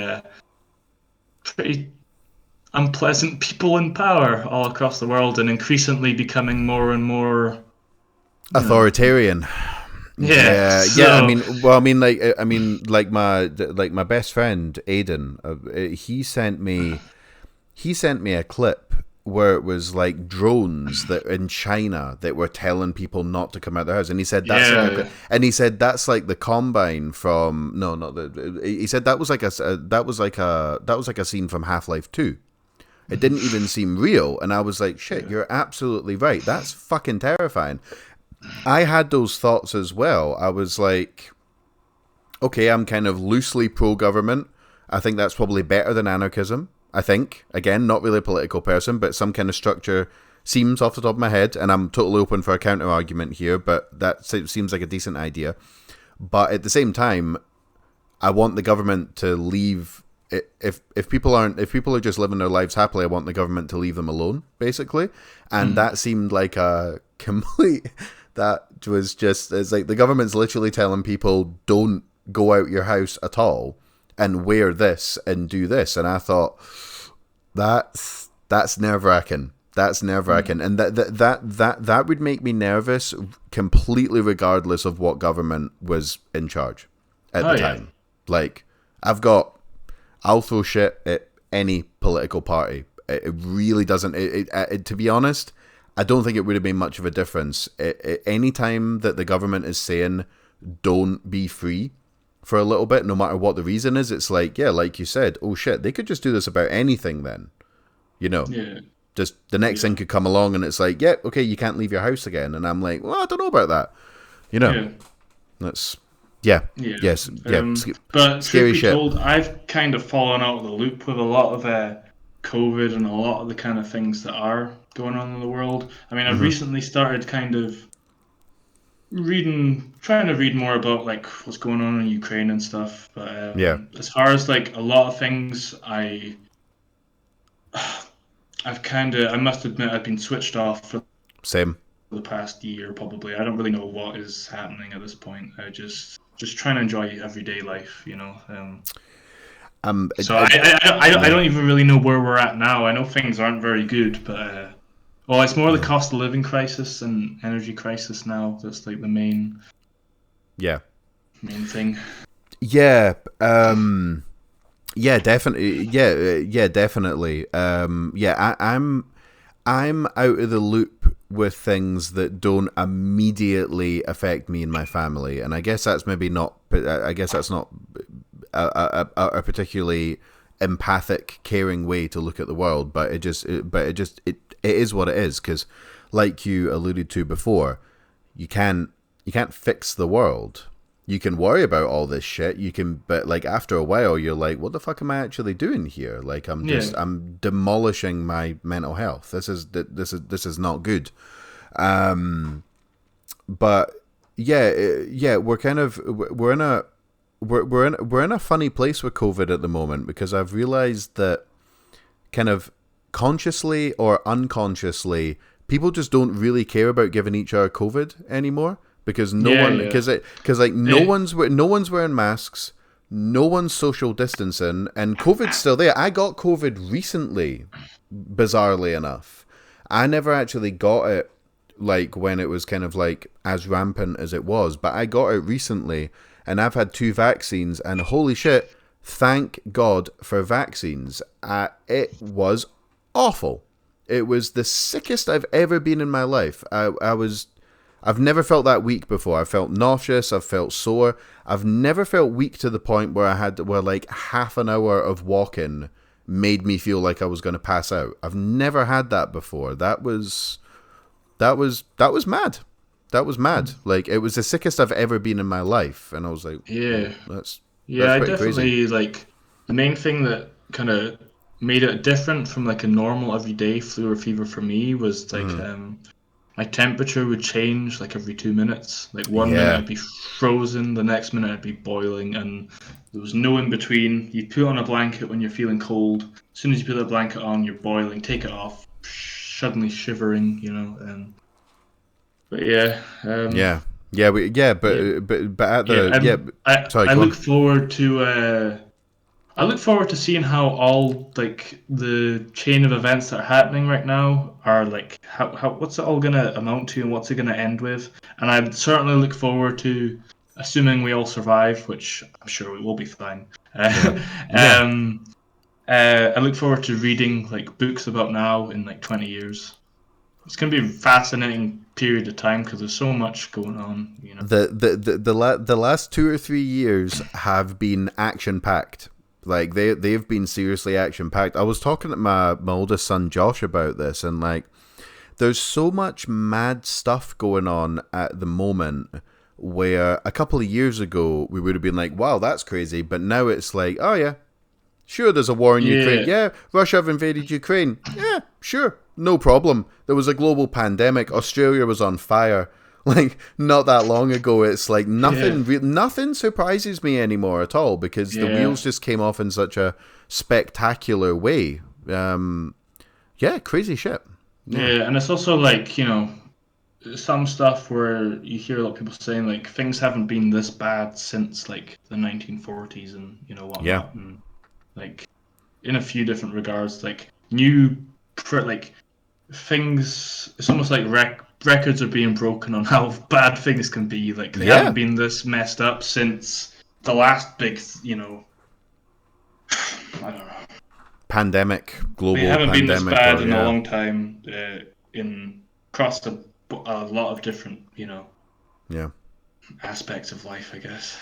Yeah, I mean, something I've really like tried to like kind of just like internalize in my brain and actually just start acting on it is that I can control my thoughts, I can control my own actions. I can't do shit about what's going on out there. And I've been trying to tell that to my kids, and I think it's sinking in because I thought back to like what I was doing when I was 15, right? Because my oldest son Josh, he's 15 now, so he was like 13 when COVID was going on, right? I was learning how to ollie and kickflip on a skateboard with my best friend Aidan in a tiny little village in the Scottish borders. That's all that was going on in my head at that age. The amount of stress that teenagers had to go through during COVID, it was mad to me. I felt so sorry for him because like it's just no one had that when they were teenagers. You know what I mean? I wasn't even really aware of what was going on in the world at that age. But then like just no school. You don't know what you're doing for your exams. You don't know what's going to happen the next day. It's like, I had to kind of come up with a solution for like to try and like comfort my kids, and the main one was, other people might not be wearing their masks. I get that that's frustrating, but you can wear your mask. You can wash your hands. You can have some kind of autonomy over what you're doing, and that's kind of all you can do. And that's one of the things I've learned from COVID going forward. Like I can control what I'm doing, and I can maybe try and influence other people, but I don't know if I can do. I don't know if I can really do much more than that without really, really sapping my strength, basically. Yeah. So. Yeah. Part of it is just like, don't know, like, do what you can to make your life the best it can, and I don't know. Yeah. So I just spilled my drink all to myself. Holy shit. It's a good thing we're not live here. Holy fuck. Yeah.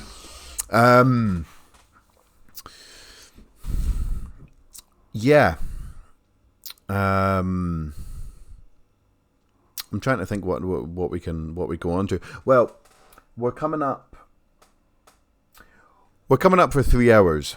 I don't know how your energy levels are doing. Like, I don't know if like you're starting to like run out of energy and you're not feeling very talkative or anything like that. But like, there's definitely more stuff we can go on to. But if you wanna,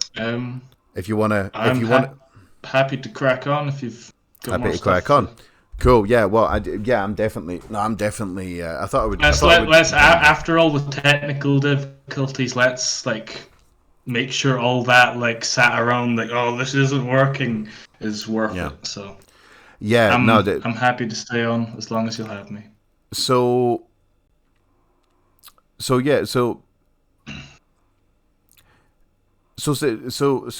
staying on COVID, what what's your opinion, if you have any opinions, on the actual origins of COVID? Do you think it was, because there's a lot of talk about how this was potentially, it was like COVID was done kind of on purpose by the Chinese. It was released. It was kind of like chemical warfare. It was a mistake, so on and so forth. Do you have any opinions on exactly like the origins of COVID? Like what exactly was going on there? I mean, I don't know exactly. I've heard the kind of lab leak theory of like there's like a lab in Wuhan that was Yeah, like I think it was like working on like developing these viruses in order to like I don't. It's been so long since I've actually heard anything about it or yeah, thought about it. I believe it was like it was an act like the coronavirus was like it was a lab leak in Wuhan. They were like working on like they had these viruses and I don't even know what you'd call it, but they yeah, were like trying to understand them or working on repellents against them. But yeah, the other and should be told it's probably I don't know how much that's true. I don't necessarily believe that it was like man-made in order to I don't know achieve whatever yeah, political means that some people might think it is, but I think it's probably just more likely a result of these viruses are put. There's so many different variants of these viruses popping up in like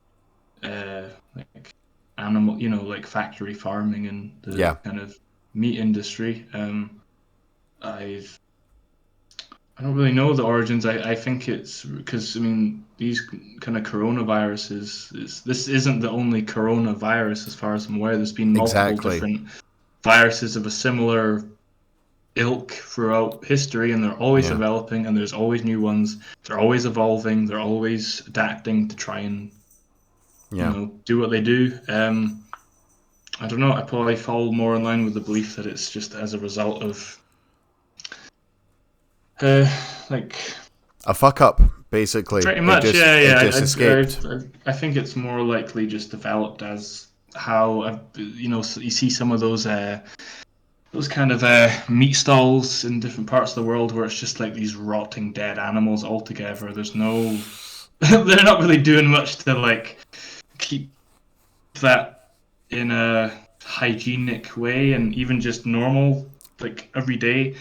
Even here in the UK, factory farming produces a lot of quite nasty little bugs that go around. I mean, we've coronavirus isn't the first time we had bird flu, swine flu. Yeah, Uh, there's so many. I don't know. I think it was just humans not doing a very good job at taking care of like animal agriculture in some parts of the world. I guess yeah, Um, yeah. That was that was like, conspiracy theorists. Like, there's plenty of conspiracies out there. You might subscribe to some of them, you might not. But when I heard the kind of official story of like where COVID-19 or Corona or whatever you want to call it came from, I saw some of the images and I thought, yeah, sure. I don't think we need a conspiracy there. That yeah. seems perfectly logical. Like, there's just like there doesn't really need to be some kind of grand conspiracy there. It was just like, yeah, that's just not a particularly good way to store livestock, and it kind of just Yeah. jumped. It didn't really seem that. Yeah, it didn't. Yeah, there's no room for a conspiracy there. Um, go so go going going back to Sam Harris, is Free Will the only book, like, is that the only book that you've started to delve into with him, or have you heard much of his other stuff? Like, Um, I guess what I'm actually really asking is, are you a religious person, and do you have any thoughts on religion and spirituality and all that type of stuff? I'm imagining that you um, probably do. I haven't read many of Sam Harris's books. I mean, I've seen some of his like podcasts and whatnot and Hmm. interviews or whatever. Um, I don't. Yeah, as I say, I haven't read many of his books. I do kind of agree with him on the idea of you can be a very spiritual person without religion, and I Okay. think it's probably subscribe to that idea myself. Is I'm probably quite a spiritual person, but I'm not religious. I think. not too keen on religion in a lot of ways. I think it No. does a lot of good, but I think it does a lot of bad as well. Yeah. But I like the idea of, if you were to like read the Bible or read like religious text, but replace the word God with the universe, a lot of it kind of applies. And there's a few books written about that idea of a lot of religious like text is more a metaphor for the universe, Yeah. and I probably agree with that more than God. Like if you look at as if you look at God as just like a manifestation of the universe, Mm-hmm. sure, a lot of it's, I don't have a problem with it, and I think Yeah. that, there's some things that I think are probably a wee bit outdated, or I'm not that keen on that's in religion. Definitely, a lot of things I'm not for, but like I think there's some good morals to be taken from it. Yeah. I think religion in the early days was probably a pretty good way of instilling, like, helping an uncivilized society develop some stronger Yeah. uh, morals, and helping to establish, like within human nature, helping earlier stage of society um, become more civilized in a way, Yeah. Kind of like, yeah, instilling, kind of, yeah, in, a common goal. helping to, Yeah. yeah, helping to instill some good moral values into a more primitive society. In some ways, it was not the case. In some ways, it's probably done some good.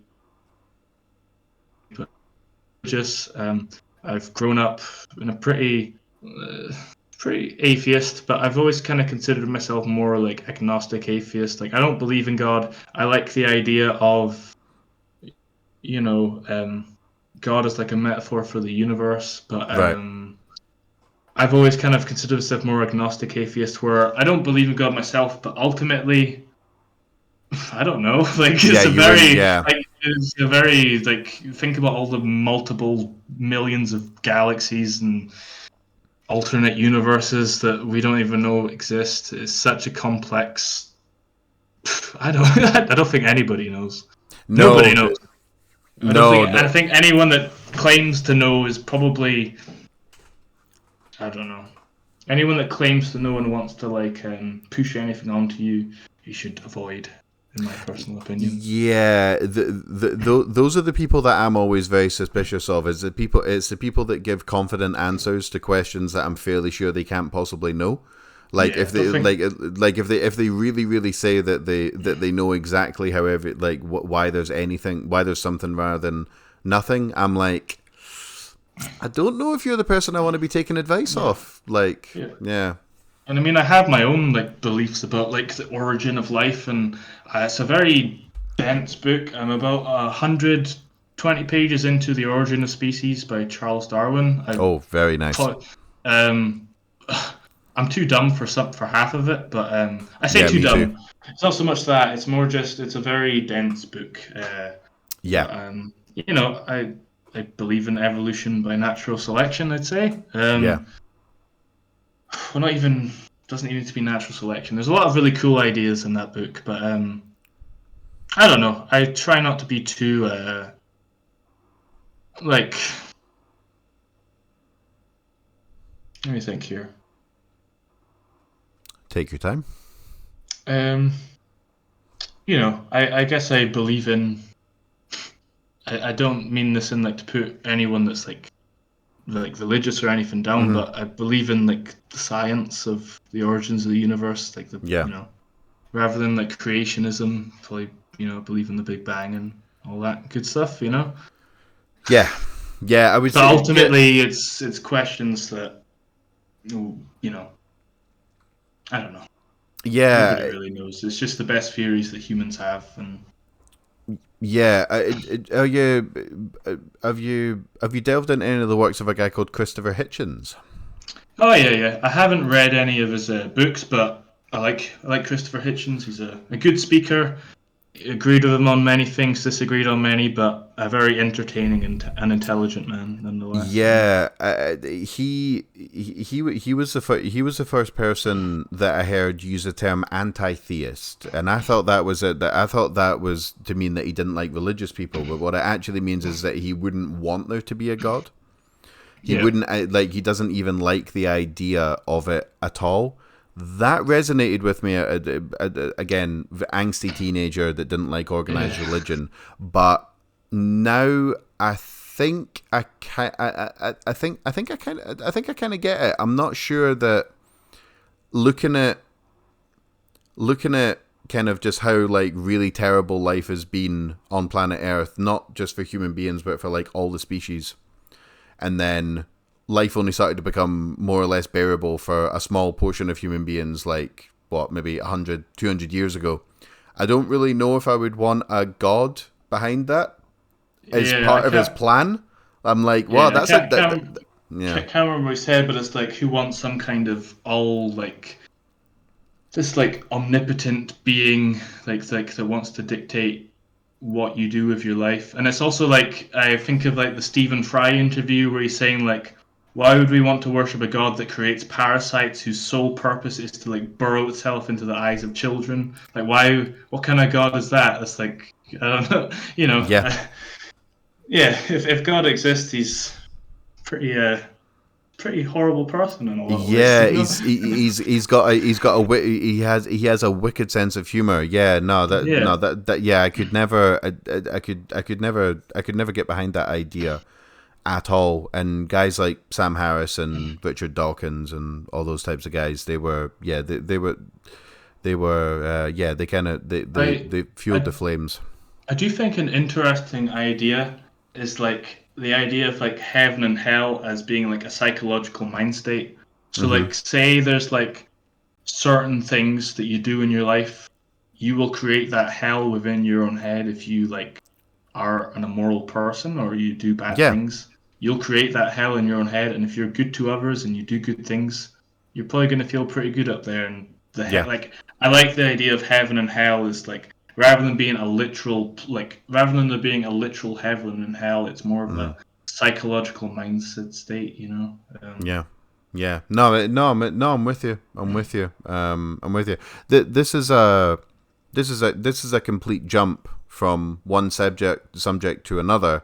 But do you play many games? Are you a fan of video games? See, when I was in like school, that was like, I played too many games. Right. Like, it was like the classic thing of like, you get home from school and you've got at least 3 hours in, like, every day. Far too much, too many games. And then when I got to the age of about 16, admittedly, I think it was partially due to people leaving school and going on and doing different things, so there wasn't as many people playing. I kind of fell out of games then.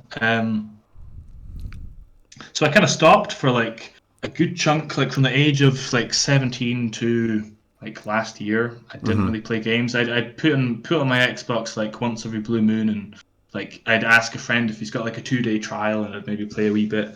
My little brother, it's quite funny. My mum won a PS5 and like a voucher. I know they're like really expensive, but my mum was like she paid like £4 and won a PS5, like when they were still quite new. So my little brother got the PS5 and he gave me his old PS4. And since then, I play games here and there. I found the purpose for games. I like playing games when I'm too tired to like read a book or watch a movie or something that takes a bit. I know games take brain power, but it's a certain kind of brain power. So I play games here and there.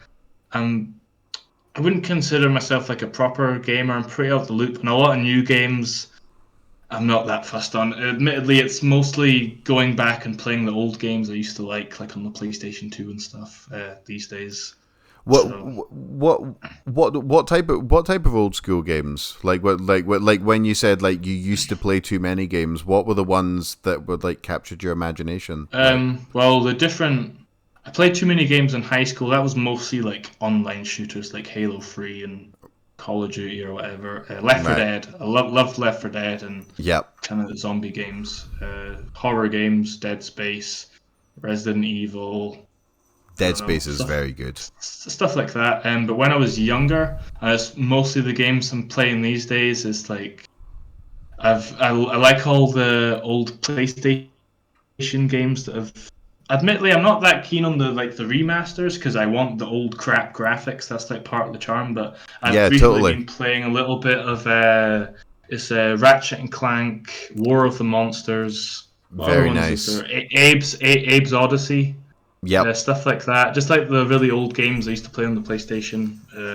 But I'm nowhere near as I don't have the natural skill for it that I used to. I'm pretty bad at most of them now.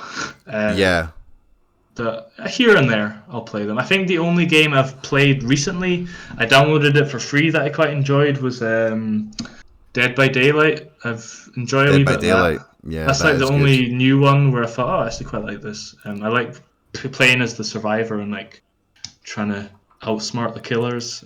Yeah, But it's a good concept for a game. Yeah. yeah, but yeah, I like games, but I've found the right place for them. I used to play them all the time when I was younger, and now I need to be in the right mood and also the right kind of when I know I'm too tired to read a book, I'll play a game, you know. So I try not to play games too much, and I don't really that much. A lot of the time, when I say, "Oh, I'm gonna play games tonight," I'll play 20 minutes or something and end up falling asleep. You know, this Yeah, kind of that's with a controller in your hand type yeah, thing. pretty Yeah. much. Yeah, I'll stop and I think, oh, I'll just I don't know. I'll start playing a game for 10 minutes, then I think, oh, you know what? I'm just gonna listen to music, and then I'll end up falling asleep, waking up on the couch at 3 a.m. and thinking I better go to bed. You know, You better go to bed. Yeah, yeah. I wish I could say the same, but not too many games. I used to stream on Twitch like many moons ago, so I played a lot of games just because that's what I was doing on. I wasn't doing like an IRL stream or a ASMR stream or anything like that. So I'm still fairly I play a lot of Fortnite, which is slightly embarrassing because I'm probably too old for Fortnite. But I got a friend who said, "Oh, you should download Fortnite. It's free." And I played 10 minutes, and I don't know if it's just the old man in me, but I just don't get it. no, I don't. I'm one of those people that I'm like an old man trapped in a 27-year-old's body sometimes. I yeah, just. I don't know. I like the stuff I grew up on, and my brain just can't process new stuff sometimes. You know, I try yeah. my best sometimes, but I just don't know. Yeah, I play Fortnite, and I'm a big fan of the UFC and martial arts in general. And there's a UFC game that me and my son play a lot. I play quite I play quite jock douchebags games. Actually, I've just kind of realized this. It's a terrible realization about myself. This reminded me about someone I was going to ask you. I was on your Instagram today actually, and I saw you posted something a while back that was it an art degree that you Oh, it got at was. university, like because you were talking about university, and I was going to ask you what you studied and why you studied, if but we got sidetracked with something else. So yeah, what did you study at university? And Yeah. yeah. Well, I studied 2 years of music business at college, and then I went on and did honors in events management, Okay. which it's had some good things I've learned from it, and some things where part of learning about it, I realized how much I don't want to work in events at all. Oh All the wow. kind of business and marketing, I realized no, I'm not this kind of person. I'm not this way inclined. There's been Right. positive things I've taken from it that I can apply to the band. It's mostly been in that regard, but as a career, it's not for me. If I could go back and study now, I'd choose so many other topics over what I did study. But I did my dissertation on. My dissertation was more, I guess, a bit more interesting for me personally. I did my dissertation on the link between mental health and creativity, as well Oh as right. Okay.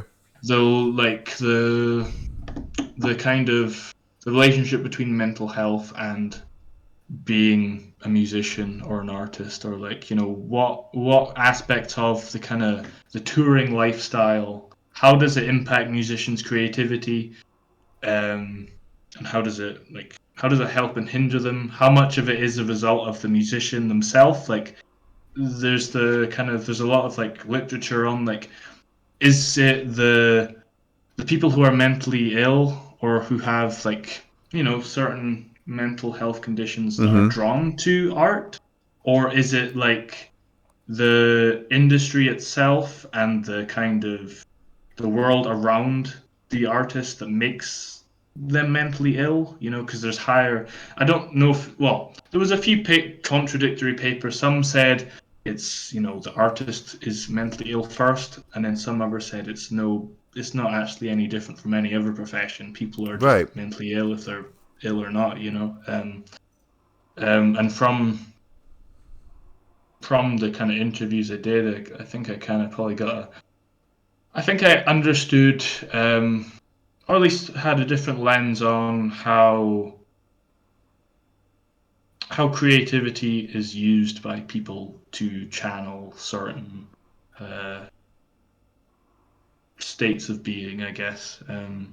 I yeah, there was a few things I kind of learned from that. But yeah, my dissertation was kind of focused on the relationship between mental health and creativity, really, and the kind of the lifestyle that a lot of bands in particular are kind of around, because there's a lot of things on tour that if you're a certain way inclined, I think you could very easily build a path to your own hell, you know, with some of the Right. things that you could get yourself into, you know.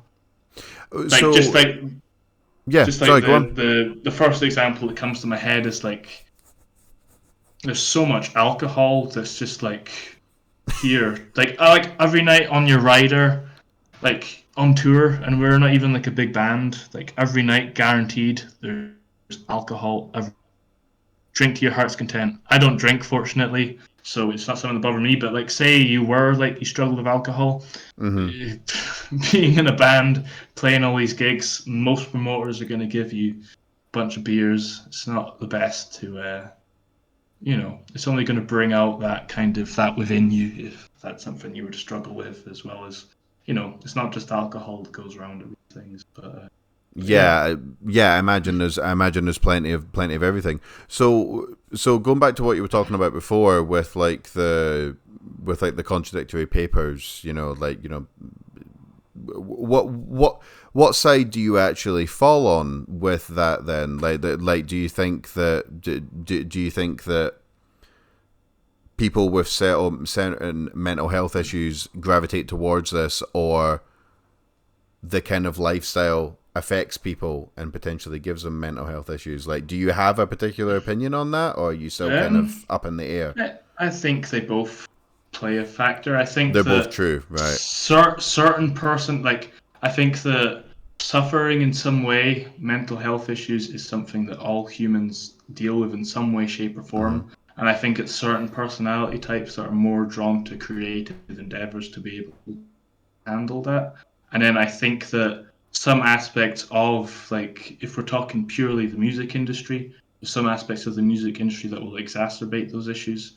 Um, I don't think it's. I mean, it's like a double-edged coin. I think you can't really have one without the other. Like, yeah, I think, I think the kind of the need to create comes first, and sometimes that need to create comes from a place of suffering. Okay. Because a lot of people I spoke to were like they were directly trying to channel something negative and get it out into something positive, or you know, like even if that wasn't their sole intention, say they did just like playing music because it's fun, because it is. Mm-hmm. Like near enough every single person I spoke to, whenever something negative did happen in their life or they were going through a rough time, it was almost always channeled in the music in some way, shape, or form, whether they wanted it to or not. There was some Mm-hmm. people that spoke about how they feel shit, and the music would cut like the music that would come to them was just reflective of how they were feeling. It's not like they were consciously thinking, I feel like crap, I'm gonna write music that sounds like this. It was like, I feel crap. I'm playing around with my guitar. This is just kind of what's coming. And that And I just kind of think comes that out, yeah. I think sometimes it's like with what you're feeling at the time. Say you're writing riffs, whatever you're feeling, the riffs that you write, what's going to resonate with you more when you're in that mind state is going to be indicative of how you're feeling on the inside. But I also kind of had a bit about like not just like the creativity, but also like the listening side of it. Like how much does your mental well-being and your kind of the cards that life's throwing your way, how much does that impact like the music you listen to? How Mm-hmm. much of it is just because the music makes you feel good, or how much of it is like how much of your music tastes is indicative of your well-being? And like I definitely, speaking from personal experience, I'd say, I mean, I've always been kind of drawn to more atmospheric and in some cases pretty depressing music. I'm Yeah, not me too. always depressed when I enjoy that music. I enjoy the music, like, I enjoy the music in different ways based on how I'm feeling, but I also, say I'm feeling down, I can also enjoy a record that's happy. It just depends. Like, it's a Yeah. more complex thing than just being I'm sad, so I'll listen to sad music. Sometimes it's what you want to do with your sadness. Do you want to like linger in that world and listen to that music and like have some relatability with the music you're listening to, or do you want to try and like know going in this world and feeling, because sometimes feeling what you're feeling helps or it Mm-hmm. helps you relate, but sometimes it's like if I'm feeling depressed and I'm gonna just sit and listen to depressing music, am I doing, sometimes it doesn't do you any favor. Sometimes it's best like I'll put on a more uplifting record and Yeah. try and shift your perspective. Yeah. Yeah. So I'm guessing the way that like a guitarist is gonna kind of drop tune if they're feeling a little bit depressed and write some kind of like depressing kind of like black metal style stuff. You're a vocalist.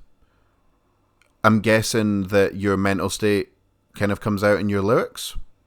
Would that be Yes. what? Yeah. So what is your lyrical content like? And I got to be honest, when it comes to when it comes to extreme metal lyrics, sometimes it's not so easy to understand what like what's being Yeah. screamed or belched or whatever. So like sometimes I don't delve that deeply into lyrics because a lot of the time I've got my headphones on, I'm listening to music, and it's more like the flow and the sound of the vocals rather than the actual lyrics. But yeah, maybe we can talk a little bit about Aphotic's lyrical content. Like what Yeah, type of I've what? never properly done so with someone, so it should be interesting. Yeah, let's do it. Well, like yeah, like the Immurament, the EP was written with, it's like loosely a story from start to finish. Okay. Um, it's yeah, every song is linked in some way, and it's if you know what it's about, you'd get what each song is about and how it's all connected. And Mm-hmm. even like within the samples and whatnot, there's stuff that kind of like adds to the story. But it was a story based on fiction and non-fiction. It's based in stuff that actually happens in the real world, but it's made up scenarios and made up events. But Okay. and I put a little bit of myself in there, where I can. Whether or not that's conscious or unconscious, I'm not entirely sure. Sometimes it's just what I feel, Mm-hmm. and what resonates with the part, I guess. But yeah, the first EP, Immurement, is in very simple terms about someone who has done a lot of really bad stuff. Mm-hmm. They've built this hell up for themselves.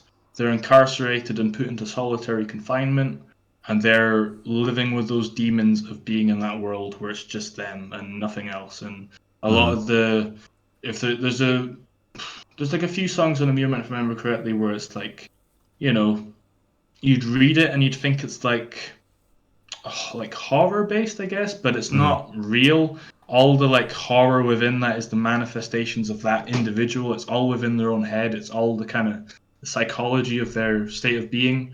Mm-hmm. Um, and it's kind of start to finish, like the process of immurement of being locked away in a tiny little building all by yourself. Like Right. I don't know if I can. Let's see if I've actually got the scrim of the artwork there. Oh, That's like nice. that's the backdrop we used, but like that's the guy. He's had a bad That's time. that's That's the man. himself. That's like that is meant to be himself. In Hmm. some strange. He's not having a very good time. He's No, pretty no. ripped up, but he's blue. Like that. Like that's not really him. That's like his own imagination projecting his own inner state of being Okay. in this tiny confined space, and then you just kind of got these hooded figures at the top because it looks cool. I don't know. No, it does. It does look cool. I Yeah. had a more. It's been a while since I've actually sat down and thought about immurement, but yeah, and then PvP Palvale Parturition is a song about. It's about a mental condition known as Cotard's delusion. It's very rare, but it's basically a mental condition in which the individual believes that they are dead and they are still like. If I was to suddenly believe, oh, I'm dead, but I'm like a ghost walking on this earth, I'm like trapped in the body of, like Yeah. I'm dead, but I'm still trapped on this earth for some reason. For some reason, my spirit hasn't transcended into whatever comes after this. And there's Hmm. been a few stories of at least one or two I read that were like people with Kotar's delusion who believed they were dead.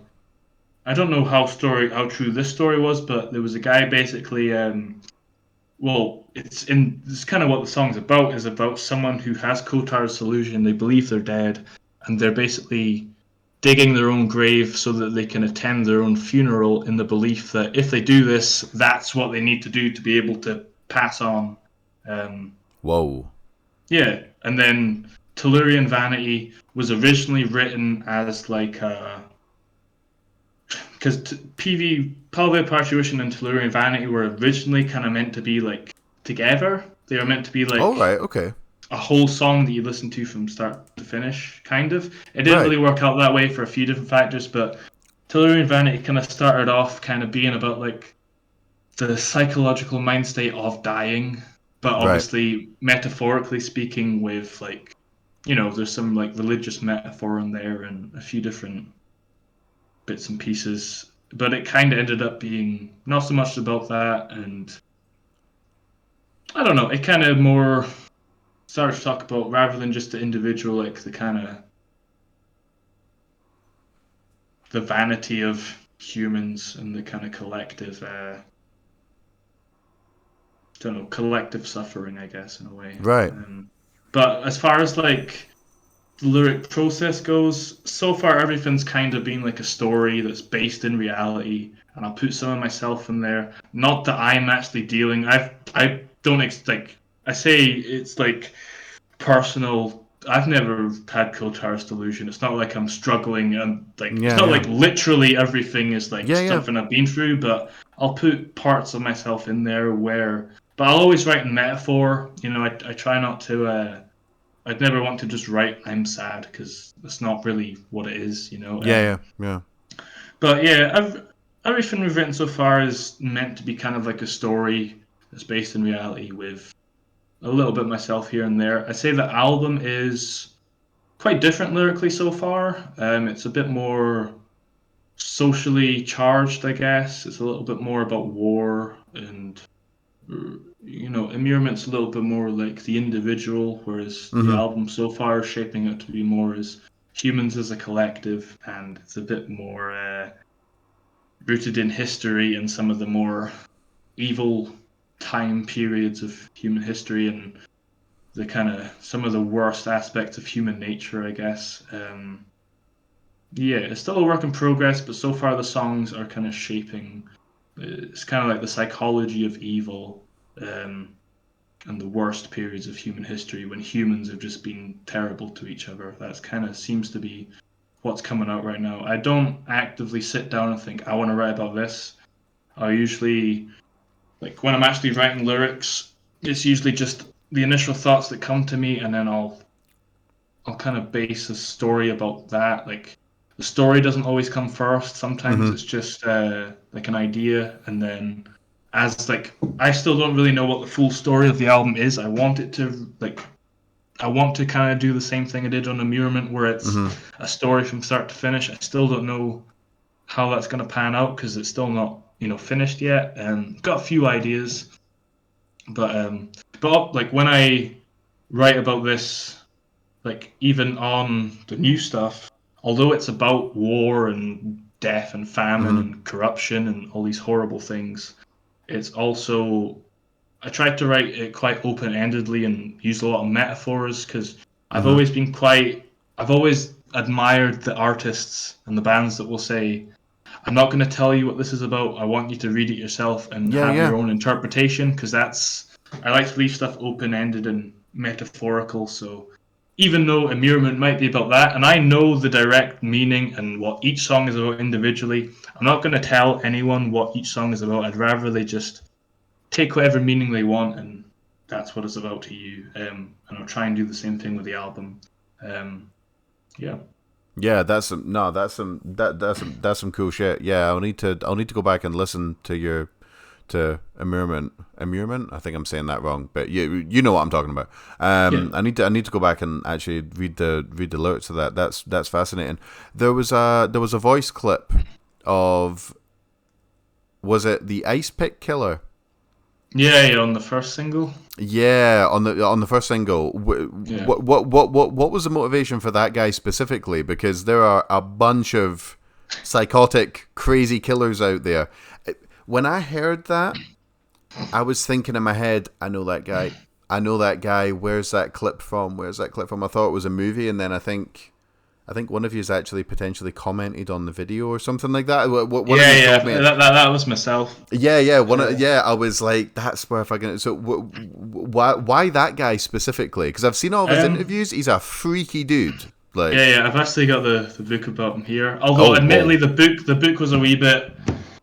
It was written with him, and he's a notorious liar, so you got to take a lot of it with a grain of salt. And I was a wee bit disappointed with the book because there's some parts where he's just killing people left, right, and center, and you're just like, you've, I don't know. It's just There's like no deeper meaning to be taken, I guess. Like, it's there's just some he's. there's there's some parts that are interesting, and there's some parts where it reads as like a great detective, like Mhm. catch the killer kind of story. But there's some parts where he's just literally going down the streets of New York, just killing homeless people, and just he's a cruel, horrible bastard, obviously. Yes. But I just loved the quote. I just thought the quote itself was just I don't know, just horrible, you know. Yeah. Um, Yeah. I can't even remember the quote off the top of my head right No, now. It's like I was listening to it today. Something along the lines of I said to the guy, if God could come down and change the circumstances, I yeah, would spare yeah, his life, but God never actually did. And then yeah. at the last bit of it, you like pitch shifted it down, made it all Uh-huh. like some kind of demonic like that, and I thought Yeah, that's fucking brilliant. Like that is so yeah. good. I don't know that sample at the time. There wasn't really. I wish I could give you some intelligent, profound answer as to why it's in there. At the time, it was just because it was cool. If I'm honest, like Yeah. that song was written before I had the whole idea for the whole EP. So that song's kind of like it's partially based on like the idea of like when you're suffering, like at what like it's the idea of like suffering to the point of being like so close to death where you're on like the breaking point of dying where you can Mm-hmm. like look through and see what's on the other side without dying kind of it Mm-hmm. didn't actually come through. I don't think like looking back on it, that was the first song I ever actually wrote lyrics to. But Oh that was right. kind Okay. of part of the idea of what I wanted it to be about. It kind of reads a wee bit as like a little bit of like a standard blood and guts kind of death metal song, but Yeah. it's not meant to be, but that's just it's just the way it went, I guess. Yeah. It's kind of just the way it came out. Yeah. So so when it go so do the lyrics come first or does the music come first? um, Like do you get given some instruments and then you go, right, okay, let's try and get the lyrics around them, or do you write a bunch of lyrics and then the other guys are like, okay, I think this would go well with it, like, or is it kind of like simultaneous? Like, I'm always curious about the writing process. Simultaneous, I guess. I've got a notepad, and I've got a notepad on my laptop. And anytime I think of a cool idea, or even just a word I like, or just a lyric line that I think sounds cool, I'll write it down and I'll just jot down random notes. If I read a book, not even horrible books like that, like even like Carl Sagan books about space. If there's anything that Right. I think's cool, I'll write it down. Any cool thoughts I have that I think I might be able to link, I'll write it down. And then I'll be presented with the music, and whatever the kind of music invokes within me, I'll kind of choose what I'm going to write about based on that. Right. But the ideas for songs, I'll work away on that by myself, and then once I'm presented with the music, I'll actually put those ideas into the paper. And most of the time, like the ideas and stuff I write down first isn't actually what the lyrics will be. There's maybe the odd line here and there that, ends up getting used, but for the most part, it's just prompts. So I'll like write down certain words, and then it gives me something to think about when I actually need to like put a pattern together. Like, okay, so I've got this idea here. How do I like put it into a verse? And then I'll write lines based on that. And it's usually the first line is always the hardest. And once I get that first line and I get a It second starts line, to, yeah. I can start to piece the whole verse together, and I'll usually try my best to make it rhyme or have like good alliteration or be a clever metaphor. I try my best to make everything like have some kind of, have it written well in some regard. I think with every song you've got to have those lines that are a wee bit filler. I don't want to say filler, but you need those lines that are a little bit more, a little bit less special to kind of bridge the way. Like if Sure. you're writing a Sure. story, you kind of need those bits that aren't maybe so, uh, like from a writing perspective, maybe not so impressive, but they serve the purpose of taking you into the next part or, Yeah. Yeah. telling the story, I guess. But yeah, it's a long process of writing stuff down, deleting it, writing it, coming back. I actually kind of, it's like the first, well, I say this as if I haven't been doing this that long compared to a lot of people, but over COVID, part of my cognitive, I think it was as a result of long COVID. I had a time period where I was really, really struggling for lyrics on the album. Like I was writing stuff down. I'd write like full songs and I'd look at it and just go like, this doesn't make any sense. Like, Right. what is this? I'm just putting words onto paper and like, yeah, I was really struggling mentally to get it out. But since kind of working on myself and building up, like it's almost like I forgot how to write lyrics and then I remembered again. Right. Coming back, I'm feeling more confident now, and some of the lyrics on the new album I think are some of the more well written like lyrics I've done. But yeah, it's usually pretty dense. Like I try not to repeat passages too much. I try and have every verse be its own set of lyrics. I'll only do repetition if I think it like complements the music. But I try my best with lyrics. I take my time and I put quite a lot into it. A lot of thought that usually gets overlooked in. I think you could probably say the same for a lot of death metal. Like there's some fantastic lyricists out there, and some that I think because you can't understand what they're saying most of the time, Yeah. it kind of gets overlooked, or it's just like sometimes I think it's just seen at face value. It's just like this. It's just like a horror movie, which Yeah. it is. But I don't know. There's a lot of deeper meaning to a lot of metal vocalists. I think certainly the good ones. Yeah. Yeah. No. No. I think metal, specifically extreme metal. I'm not really talking about like thrash metal and power metal and all that type of stuff. Though there's some good stuff there as well, but it's not really, it's not, the what I know that much about. It's not my area of expertise. But I would say that a lot of extreme metal is overlooked in general. People don't actually understand the vocal techniques, the guitar techniques, how long it takes to actually record all of this. mix it, because there's so much going on, all the different styles and life experiences that you need to actually put all these styles together. I would say the whole genre in general is actually massively overlooked, and that's something that I'm trying to do with my channel, trying to break it down a little bit, like actually get all the parts, highlight as many of the parts as I can, because I think it's I do think it's overlooked in general. One last question before we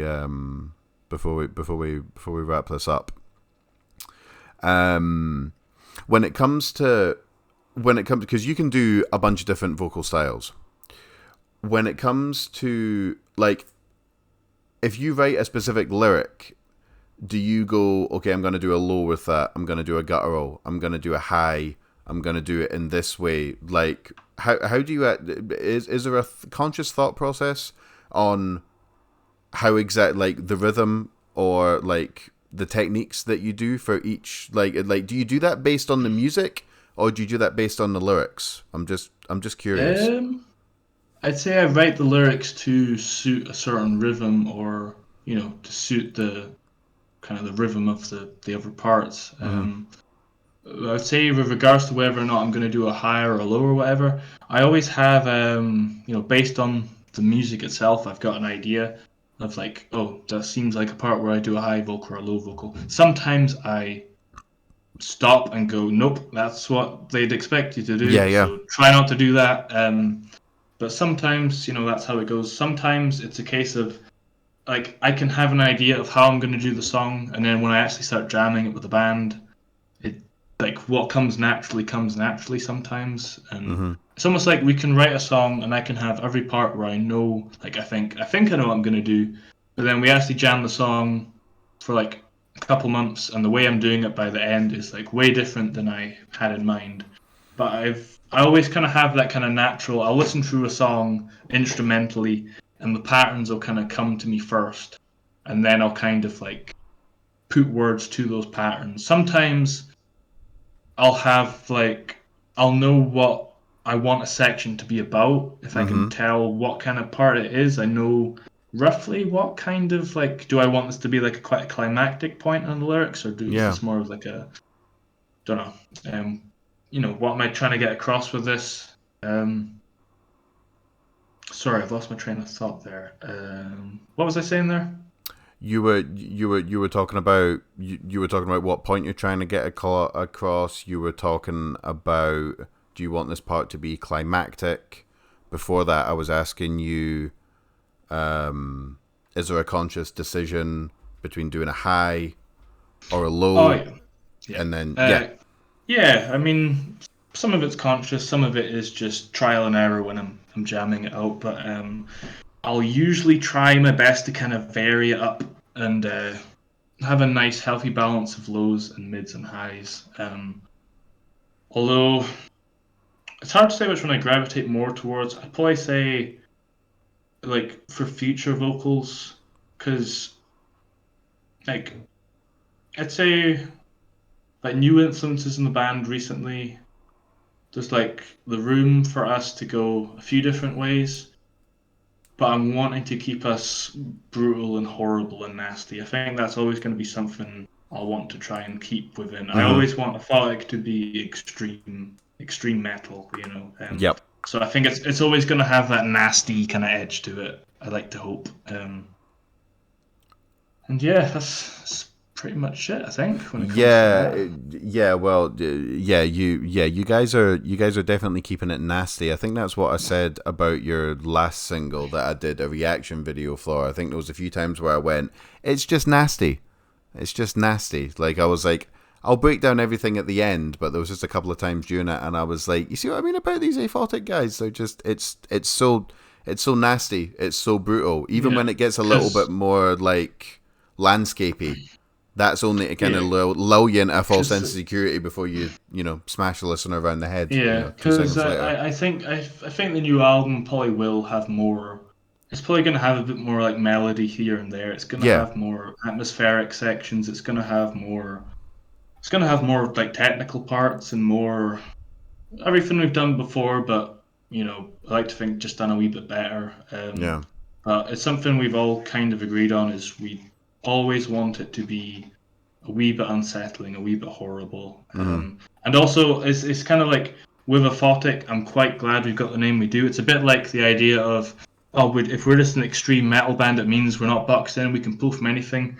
I always like the idea of, if it sounds like it would suit the name Aphotic, that it can go in, because Aphotic can mean so many different things. It doesn't just need to mean darkness. It's like literally anything that is negative in some way. Yeah. And negativity isn't just sadness. It can be anger. It can be, I don't know.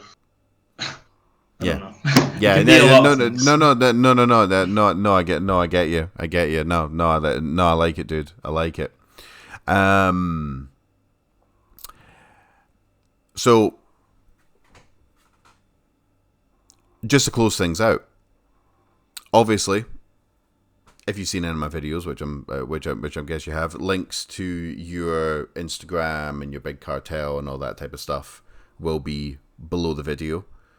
Please, everyone that's watching this, go follow these guys. Go buy some. Do you guys have merchandise, right? Like you've got like t-shirts and shit like that. We've got merch. Yeah, cool. Yeah, go buy some merchandise. Go order some physical copies. Stream their shit. Like, comment, subscribe, turn on the bell for notifications. Do all that shit.